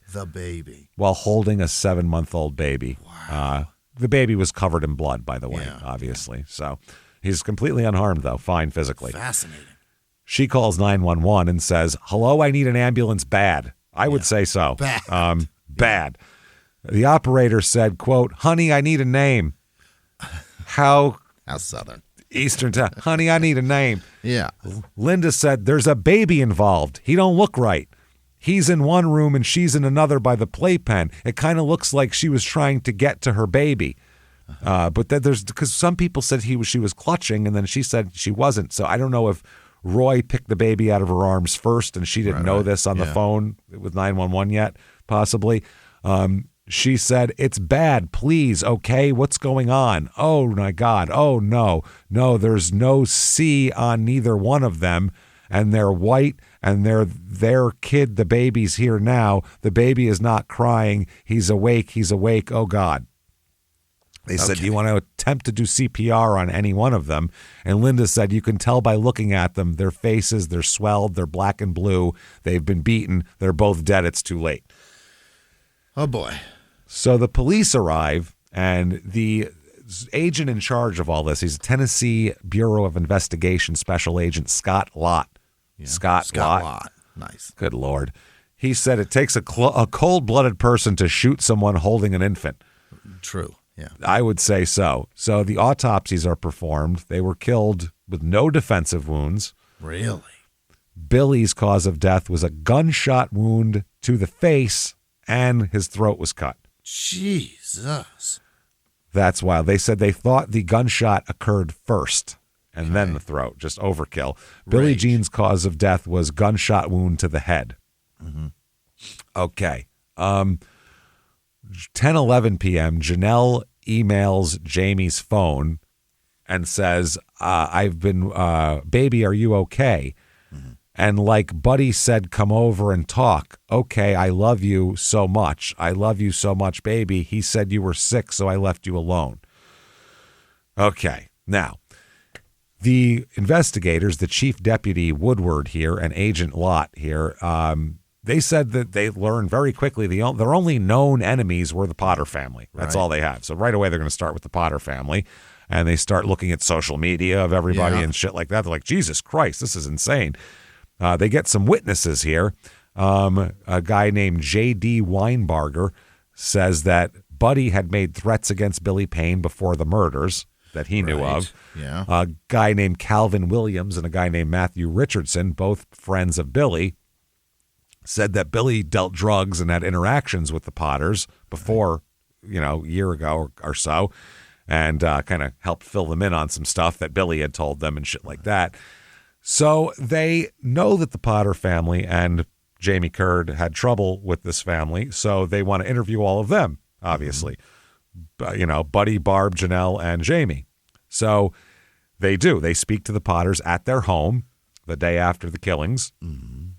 In this interview, the Potter family said they were shocked by the deaths. They also said, well, you seem to hate these people. You're probably thrilled they're dead. Yeah. And they said, we didn't write any of that shit. Our social media accounts were hacked. Oh. People have been fucking with us too. Like, we're victims here, too. I don't know who's been doing this, but we got hacked. None of this shit's what we said. So, yeah, they said they denied any knowledge of anything. They said the only thing we know about the murders is what we saw on TV. We don't know anything. But she did tell the investigators, Janelle did, that the victims had been, quote, harassing the living crap out of her. Right. So, yeah, she said that, I went rock climbing with them at first and we did all this stuff. And she said that Billie Jean did not go rock climbing and that Billie was dating someone else at the time and all this. And so that's how this all happened. Janelle said that she attended a party one time at Billie's residence with the Tracy, but that the drinking and drug use and weapons present at the party made her uncomfortable. So she ended up sitting out in the car in the driveway. And Janelle... That's good. Janelle later told the Greenwell lady that she would never go to another party at Billie's residence, and Buddy stated that one of the guns Janelle described as being at the party was an AK-47. Jesus. Which is not needed for a party, probably. No. Janelle said her problems with the Billies began when their friend Lindsay Thomas cussed her out at the grocery store for using a food stamp card. Okay. How dare you? Janelle said that after this incident, they made up 3 Facebooks of me using my picture. Yeah. And she claimed they hacked into her social media accounts and harassed her. She said Barb also said that they hacked in and they threatened Janelle, saying, "We want you dead." Barb said that Lindsay Thomas made a fake Facebook account and used the Facebook account to tell Janelle, "I'll stomp your fucking ass." Barb also recounted that Buddy caught, quote, them trying to put sugar in the gas tanks. Oh. And that they scratched Buddy's truck, broke their garage door, and threw rocks at the house and Janelle's window. This is all very 14-year-old. Neighborhood bully shit. Yeah. Like Halloween mischief night bullshit. It's so dumb. Janelle said that she eventually went to court over the claims that she was harassing Lindsay, and she said after one court date, she had to be carried out of the courtroom by Buddy and Jamie due to illness, and that while she was being carried out, Billie Jean and Tara Osborne and Lindsay Thomas told her, "I hope you die." Right. So the investigators asked Janelle why the victims and their friends were harassing her, and she said, quote, "It came out to be a jealousy thing. They said I was too pretty, that I wasn't from here, so I was never going to be accepted. I'm too pretty." That's like a guy going, "They said my dick was just too big. They said it was just too big and they didn't feel comfortable just being around me. They were like, fuck this big dick motherfucker," and they hate me. Big fans of Ike Clanton talking about, "I hope you die." Hope you die. Janelle also told them that one of the victim's male friends had threatened to rape her. Yeah. She said that she almost died due to the stress caused by the situation and explained that she had heart problems and that the victims and their friends had known that she would get very sick under stress. Oh, boy. She also said that Billy had run his mouth about Buddy and Jamie selling drugs as well, saying they were selling drugs. Yeah. "We're not selling drugs, you're selling drugs." She said that Billy was upset with Jamie because Jamie went to court with the Potters on Janelle's behalf rather than his behalf because they were friends. Barb also said that Billy had talked about having a gang. Billy ran a gang, which he claimed was, quote, bigger than MS-13. Oh, really? Obviously. I mean, yeah, there's only 2,600 people in the whole town. If every person in town was a member of your gang, you'd still come up short. But sorry. There's only 13 people in MS-13. That's why they call it 13. That's why, yeah. Like, I got like 15 friends. Buddy said that he didn't go to bed until 6:30 or 7 a.m. because he had to watch over Janelle and Barb. Yeah. Janelle said that Billy had parked his truck, by their house and shot a gun at the house. God, jeez. She said that Billy also shot a gun at Jamie's trailer. Buddy said that he believed that Billy had been shooting over the Potter residence because he found no bullet holes in the structure. Uh-huh. Janelle said that she ended up in the hospital after Billy shot at their house. She said that Billy told her, "I'm going to kill you. I'm going to get you at some point." Janelle denied ever posting anything negative on the internet about the victims. She said that she had only asked Billie Jean, and Lindsay Thomas to leave her alone. When asked if she wished that the victims, if she wished them dead online, she said, no, I'm not that mean. I just tell people to leave me alone. Right. She said, "Not only am I too pretty, they're upset that I prevailed in the court case." Yeah. They had to watch my sweet ass walking out of that court victorious. Carried out, but whatever. Yeah. She said, though, that she'd been hacked. They made up 3 profiles using her photograph, and that she knew they would kill her parents to get to her. Buddy denied that Jamie was even in a relationship with Janelle. Oh. He said, they're not in love. That's my computer mechanic. Yeah, she said, because isn't Jamie in love with Janelle? And he was like, no. He said the matter had been, quote, straightened out a long time ago. Straightened out. Now, I don't know if they mean that the matter of them fighting online or Jamie and Janelle. I'm not sure. Okay. About a week after, so that goes by. They interview them. They give them nothing. The Potter family gives them nothing. They have nothing to go on, so they leave. Okay. What are they going to do? So about a week later, they call Jamie in. Yeah. They think Jamie might be the weak link. Jamie might be the dummy. Well, he's not related to them. Right. So they might have a tight bond, but sure. Jamie might want to see the light of day someday if he's involved in this. Yeah. So they get him in there, and this time he's got a different story. Because the first time he's like, I don't know nothing about nothing, man. Yeah. Now he says, I was at the house around that time. I was there, but I didn't do anything. I was at the scene, but I didn't do anything. Don't say that. He said, Buddy's the one that shot them. Okay. Yeah. That was easy. Jamie said that, they were in there, and Buddy told me that when Billie Jean ran out of the bedroom, he blocked her in the front hallway. Buddy did, to kill her. He then, they don't even know if they believe Jamie at this point, because they still think he did it, and he's trying to pin it on the father. So they go, will you take a polygraph examination? He says, sure, hook me up. I'll do whatever you want. This old man in bad health blocked people and shot him in the face? Went in there on a murder spree. Yeah. So during the interview, Jamie asks Agent Lott, quote, is the CIA here? Yeah. So this guy Agent Lott was like, what? What the hell are you talking about? CIA? Yeah. He goes, I don't know what you're talking about. He said none of the investigators had mentioned the CIA during any interview. Like, we didn't bring it up. Where the hell's the CIA come into this? So he didn't get it. So he said, well, I'm asking because Buddy told me that he was with the CIA and that he was hoping the CIA had his back.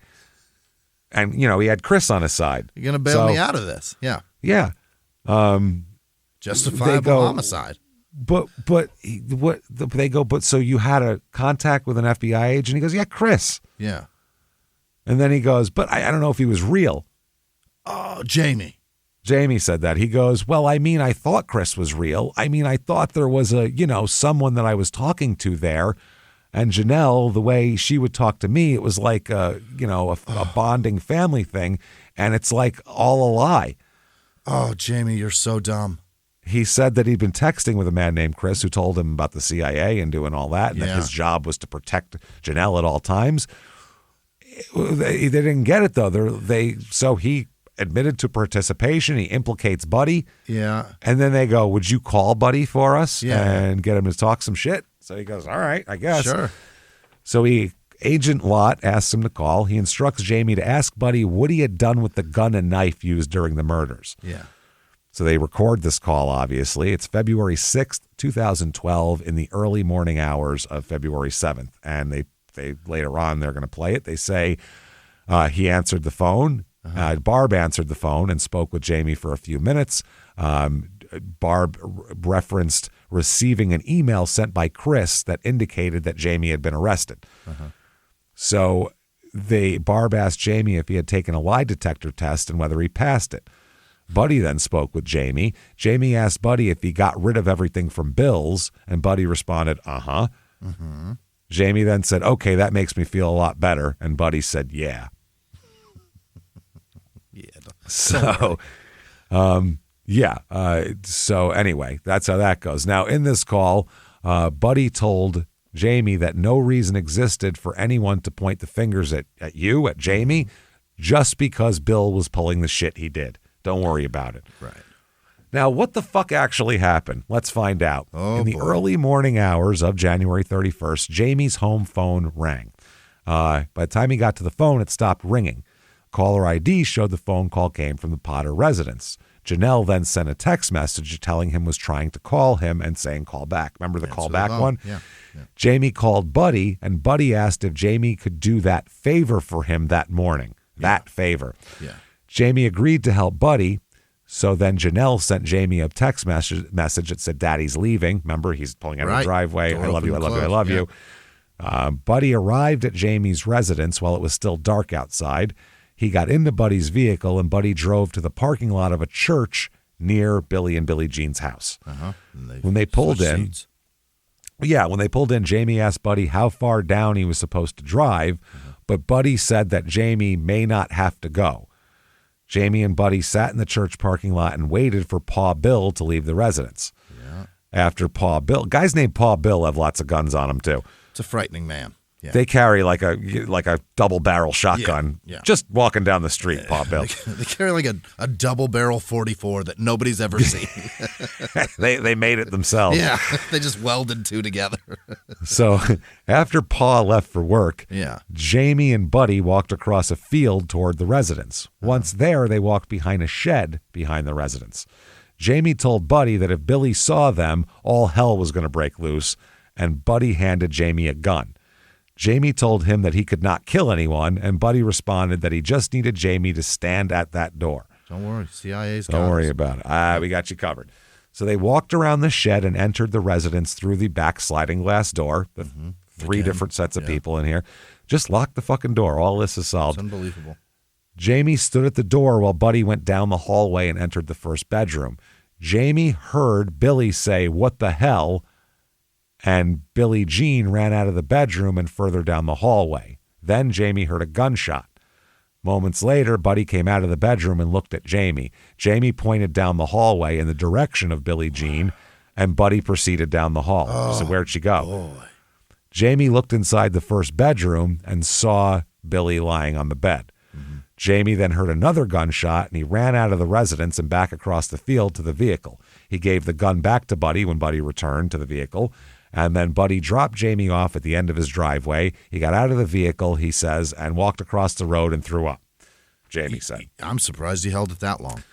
I wouldn't have taken me that long. No. He then went to, I guess, his mother's trailer, somebody's trailer here, because he didn't want to be alone. He told this person, whoever it is, his mother, his sister, somebody, that he had received a text message from Chris and that the problem was over. So... he said, so yeah, that's what happened. So the cops basically, as soon as he's done, they get in the car and head over to the Potter residence to go a-searching and arresting as well. Yeah. So they arrest Marvin, Buddy, at his home. They said during the arrest, Buddy made a quick motion toward his side where they found a loaded .45 caliber holster in his right hip. Oh, my God. But he thought better of it and didn't do anything, so they subdued him without resistance. They described him as cooperative, though the arrest team had been warned that he's usually armed with numerous firearms and has them all over the house, too, so watch out. And he grabs them fast. Yeah, no shit. A search of the Potter home led to the discovery of an arsenal of weapons, although none of them matched the murder weapon. At Marvin's truck, there were bags of shredded printed out emails between Chris and the Potter family. Why is it printed? So Buddy can read it because he doesn't get on the computer. So they print the shit out for Buddy. Yep. Oh, my God. Idiots. So they were reconstructed because even when they're shredded, if you have enough time and enough manpower, you can spend all day putting that shit back together. A little bit of tape. Yep. They got around 100 pages of emails were deciphered. Jesus. Which confirmed Jamie's story about the CIA operative, Chris, because they were like, he's pulling this Chris guy out of his ass. Right, but then they got all the things. They're like, no, they're not. No, he's not. It's true.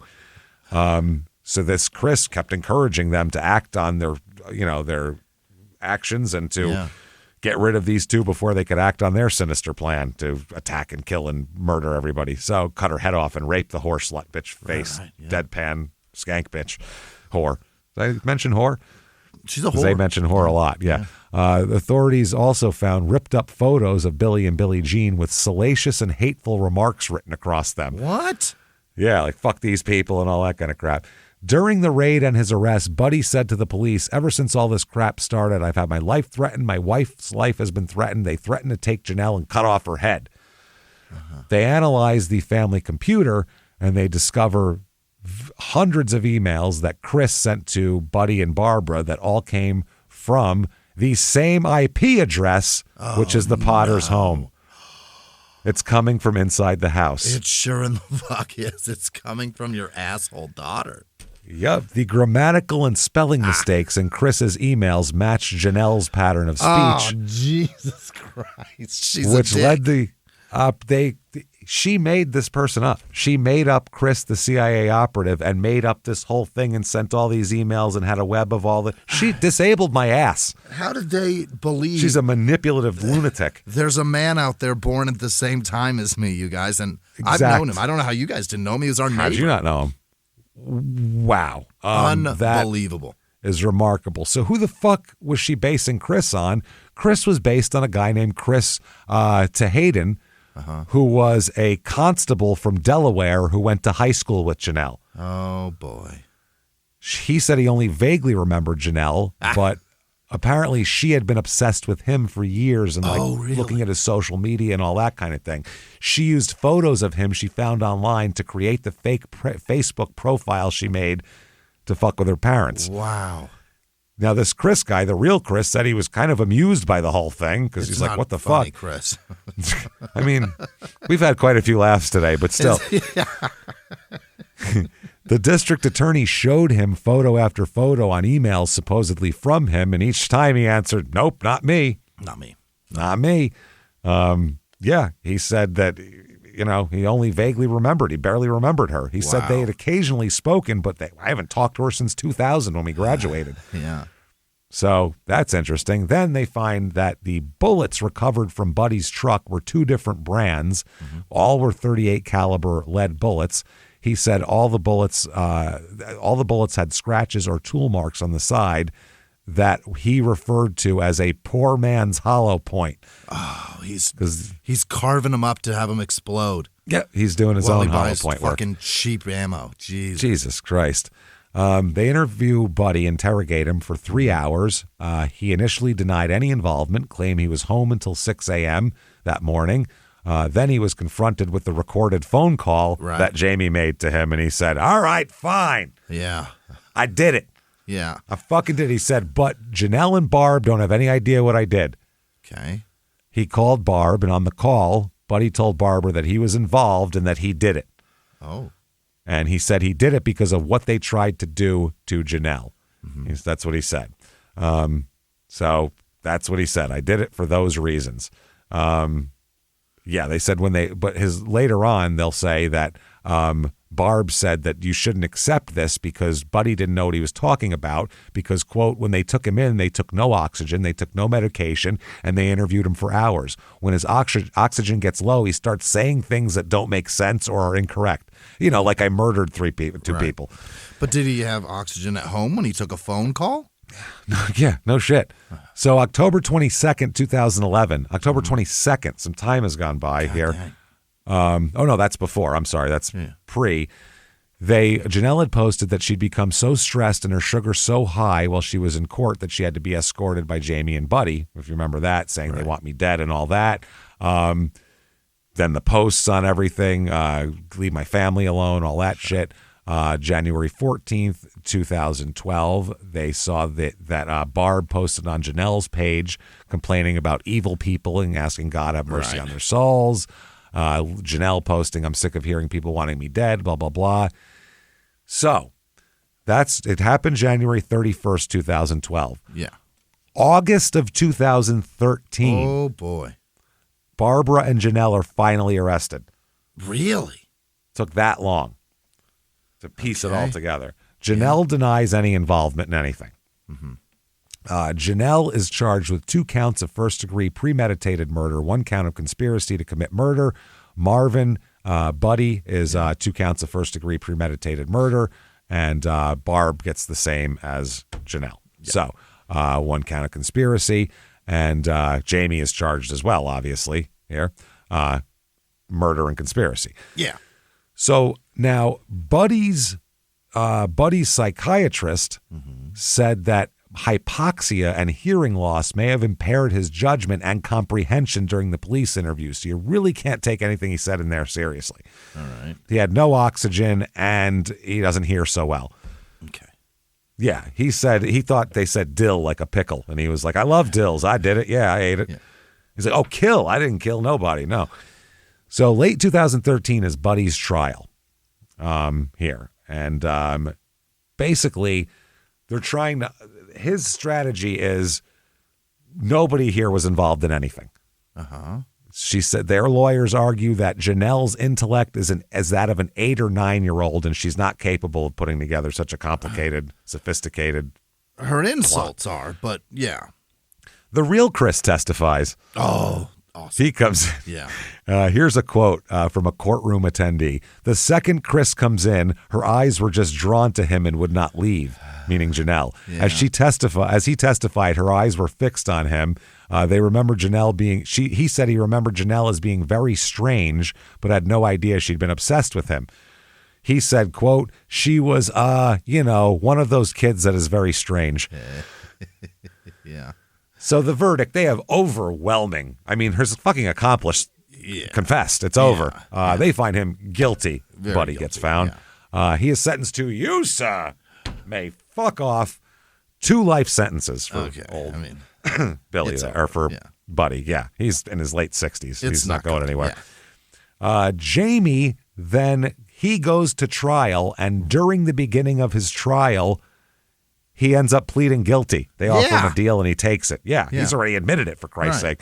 Pled guilty to facilitation of first-degree murder, and he receives, you, sir, may fuck off, 25 years in prison. Okay. May 2015, Janelle and Barbara are tried together at the same time. Oh, yeah. It's mother-daughter murder trial. Yeah. You do not see that very often. That's pretty wild. Mother-daughter sitting at the defense table together. Wow. Now, the special agent Scott Lott said that the women were the masterminds of all this shit. They were manipulating everybody here. They believe that Janelle pretended to be Chris and used a false identity to fool her parents. But we don't know if Barbara knew or not. But I doubt it because Barbara was talking to the person. She asked, Barbara's dumb too. She asked if you shoot somebody in a car, whose jurisdiction are they going to look? She's dumb. Yeah. She's real dumb. I really think that Janelle manipulated all of these people. I do too. Yeah. Like this is all, whatever they get, Janelle should get more. Yeah. She's very, think about this plot to cook up, dude. This is insanity. Fuck. The lawyer said though that, she just made her up. She said social media allowed Janelle to Potter to be someone that she wasn't. She invented Chris. She could assume a different identity and be as hateful as she wanted to be. That's the prosecutor. Yeah. Also told the jury that she's the one who authored all the CIA Chris emails and pointed out the childish writing and misspellings attached with her pattern of speech. Right. She said, this is Agent Lott said, I think they would be called masterminds. Janelle kind of spurred it. Barbara got it to happen. Yeah.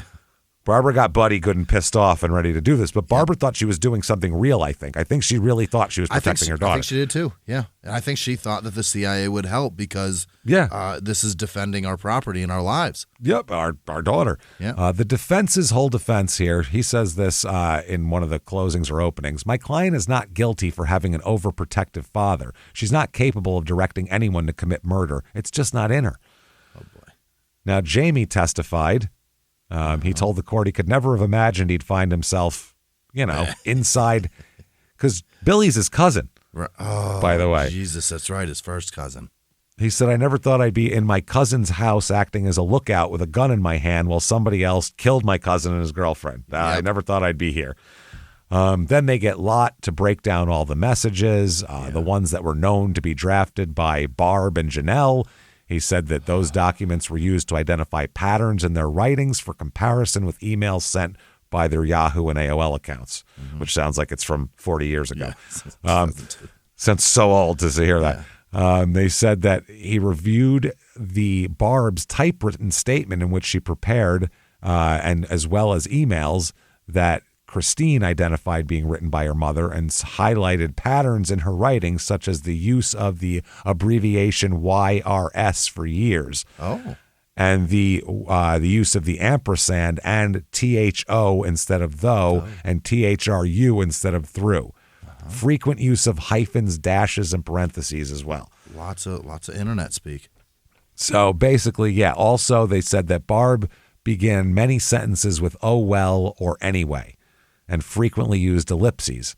Additionally, she also used BC for the word because, but a couple times she used B/C because she also used the term hang in there or variations of the phrase. Got it. And they also did the same thing with Janelle. She would often write in run-on sentences, capitalize words that don't require it, and would spell said S-I-A-D all the time. Oh, is for that some reason. right? Yes, like she would break one word, like words into two words. Outside would be two words with her. Things like that. And she began sentences with and a lot, and she would leave E's in place. Like leaving would be L-E-A-V-E-I-N-G, or coming, C-O-M-E-I-N-G, like we said before. 4.0, huh? All right. 4.0. Wow. That's what she S-I-A-D anyway. I don't know. They're both found guilty of murder in the first degree and conspiracy. God damn. Sentencing comes around. You ladies may fuck off. Now, they merge the conspiracy charge with the murder counts and order double life sentences for both of them to be run concurrently, though. Okay. Now, Janelle wants to appeal, but the trial counsel acknowledged that he filed Janelle's motion for a new trial late, and that because of that, her appellate issues, except sufficiency of evidence and sentencing, were waived because he missed the deadline to properly file her appeal. Which shouldn't be her. That shouldn't be her fault. No. She finally does get an appeal.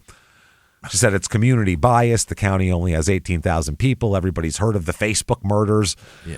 Social media had become a breeding ground for public opinion. You're never going to get a fair trial here. You talk shit about yourself on topics. Shut up. Yeah. Also, trial counsel failed to properly investigate CIA agent Chris because he doesn't fucking exist. He's not a real guy. It's trial strategy, all that. Anyway, she's sent back in. Fuck off. That's affirmed. Now, Barbara is actually going to get a new trial because one of her attorneys had a conflict of interest when he represented her because he also had represented Buddy and was continuing to represent him during the appeals process.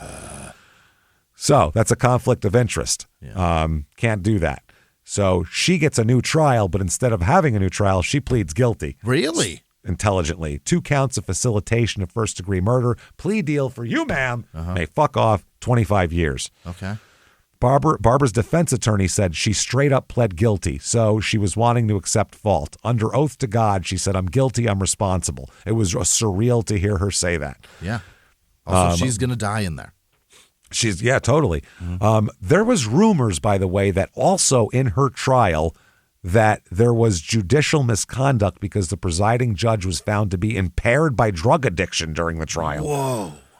We'll figure that out. So anyway, there's been some changes in Tennessee law based on this. Really? Precedent for handling social media evidence in murder cases, guidelines for managing joint family trials, and the need for specialized digital forensics in rural jurisdictions. Sure. So this is a lot. Janelle is serving her sentence at the Deborah Johnson Rehabilitation Center in Nashville. She still says she's innocent. She's innocent. And she was still insists she's not Chris. Yeah, and she's the hottest chick on Cell Block 6. Oh, you know it. So hot. That's why they all hate her. That's why they always beat her up in the shower. Jamie has been denied parole several times. Oh, wow. As I assume he would be. He was there with a gun, bro. That's you're and going you for a while. Pointed where a woman was. There's the mother and her baby down there. In 2016, the lead prosecutor, Brooks, published a book on the case entitled Too Pretty to Live, The Catfishing Murders of East Tennessee. Jesus. Good Christ. That is a lot. So there you go. Everybody's in jail. That's a fucked up case. How crazy is that case? What in the fuck, man? Dude, that is so much. You know what, I just don't even know if the CIA is real anymore. We don't even know if they're real. We got to get through the end very quickly because we're running late. Definitely head over to shutupandgivememurder.com. Get your tickets for live shows. We released a few for San Diego out of our holds, so you got those. Might be 1 or 2 left in Grand Rapids out of our holds. Also, Seattle, Philly, DC, shutupandgivememurder.com. Let's do this. Social media, Instagram at Small Town Murder, Facebook, Small Town Pod. Do that. Also, Patreon. That's the big one. Patreon.com/crimeinsports is where you get all the bonus materials. Anybody $5 a month or above, You get a giant back catalog, hundreds of episodes you've never heard before to binge immediately upon subscribing. Then you get new ones every other week, one Crime and Sports, one Small Town Murder, and you get it all. You do. And in addition to that, you also get ad-free now. You get Small Town Murder, Crime and Sports, Your Stupid Opinions, ad-free. The bonus material, $5. That's it. Amazing. Yeah. $5 a month. Or you could pay more if you want to. Who treats you better than we do?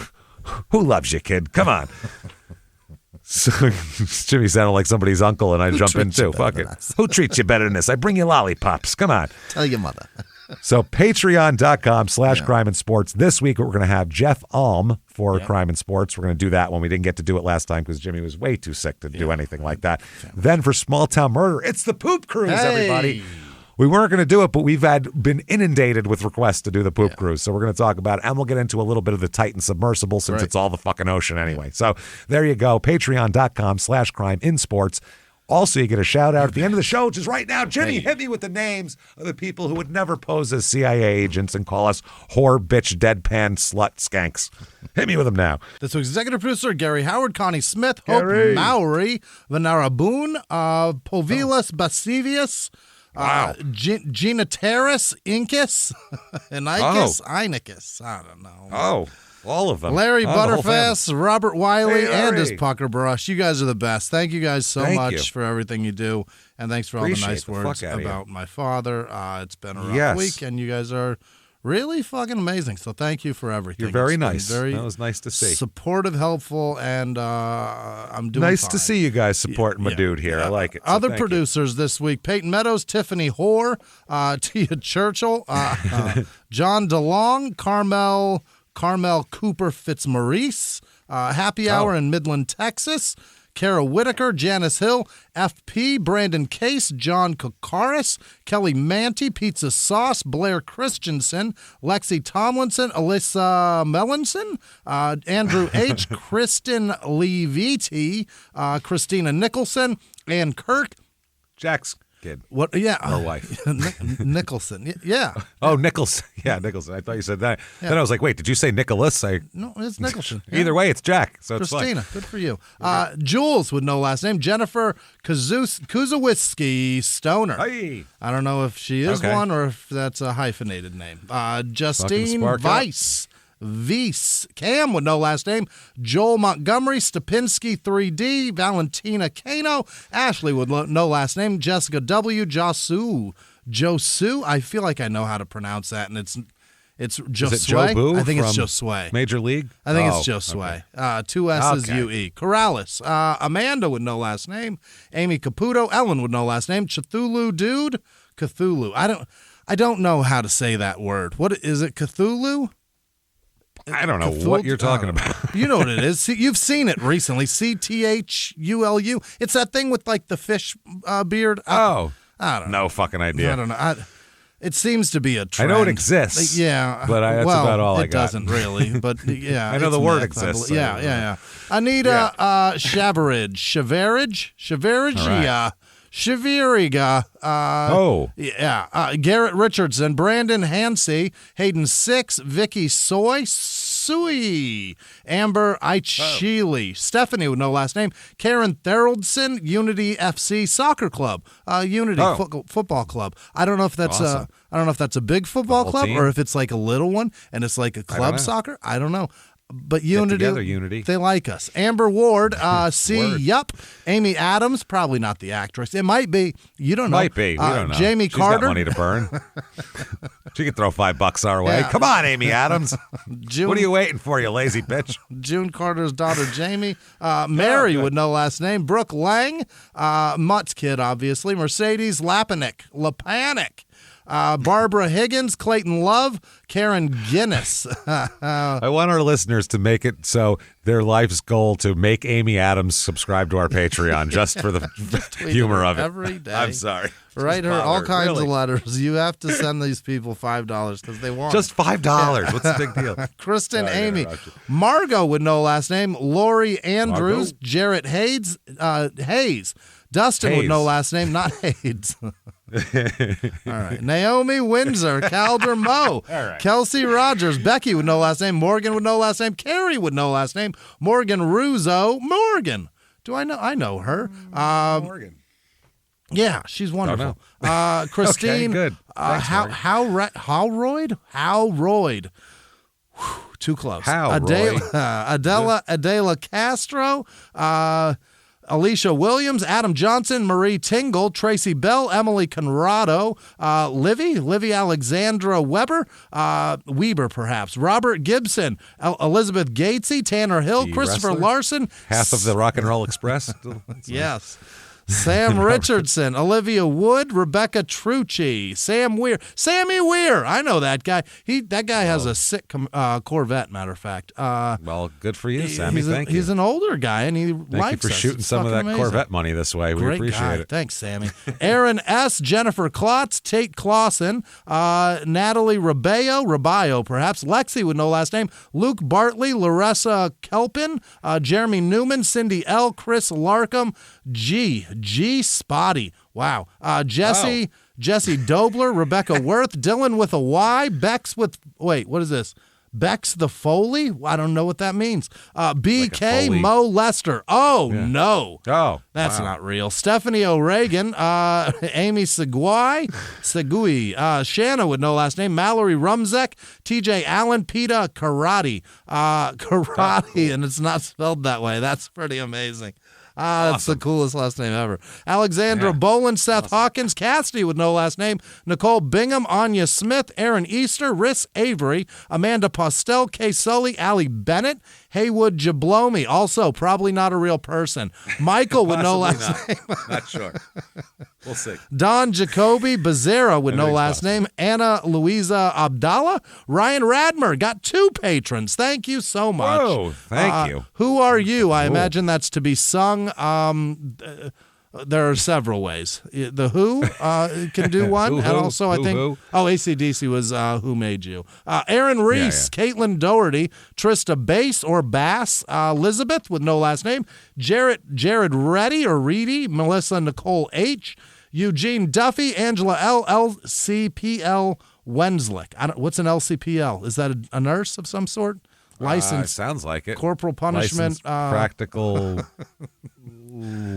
lentil distributor. Lentils are delicious. I don't know. Savannah Malloy, Brandon Jones, Dale Tweeton, Tanya Hartwich, Jennifer Childers, it's probably Childers, Kristen Champ, probably. Jedi's mom, Bill Badass, like Billy Badass, got it. Jonathan Ray, Stephanie Chadden, Ginger Mills, Alicia iPad Pro, I think that she did that from her iPad Pro. David Adams, Athena, got a lot of tits. Olivia Sheridan, Rimini Brickett, that's not real. Wow. Raymond LaRose, Christy McHale, Amanda Newman, Katie Kavanaugh, Johnny Bosco.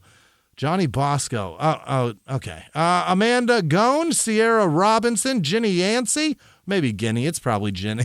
I don't think it's Guinea.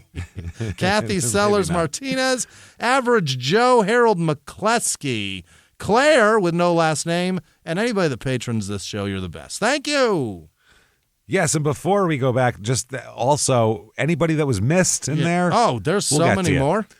We'll get to you. So I know many that more. This isn't all of them because we, did a whole new thing with Patreon, so more people signed up. So you'll get just, in the next couple weeks, it'll be in there. Don't you worry about that. There's a whole bunch. Absolutely. Thank you so much for doing that, by the way. So thank you so much, everybody. You fantastic, wonderful sons of bitches. We goddamn love you and we appreciate you. Thanks for all that you do for us. Honestly, every day. It means the fucking world to us. It really does. Tell your friends. Keep posting on social media and keep coming back and hanging out with us. You want to find us on social media, drop down menu at shutupandgivememurder.com. We'll take you where you need to go. Yeah. Until next week, everybody, it's been our pleasure. Go fuck a bear. Bye.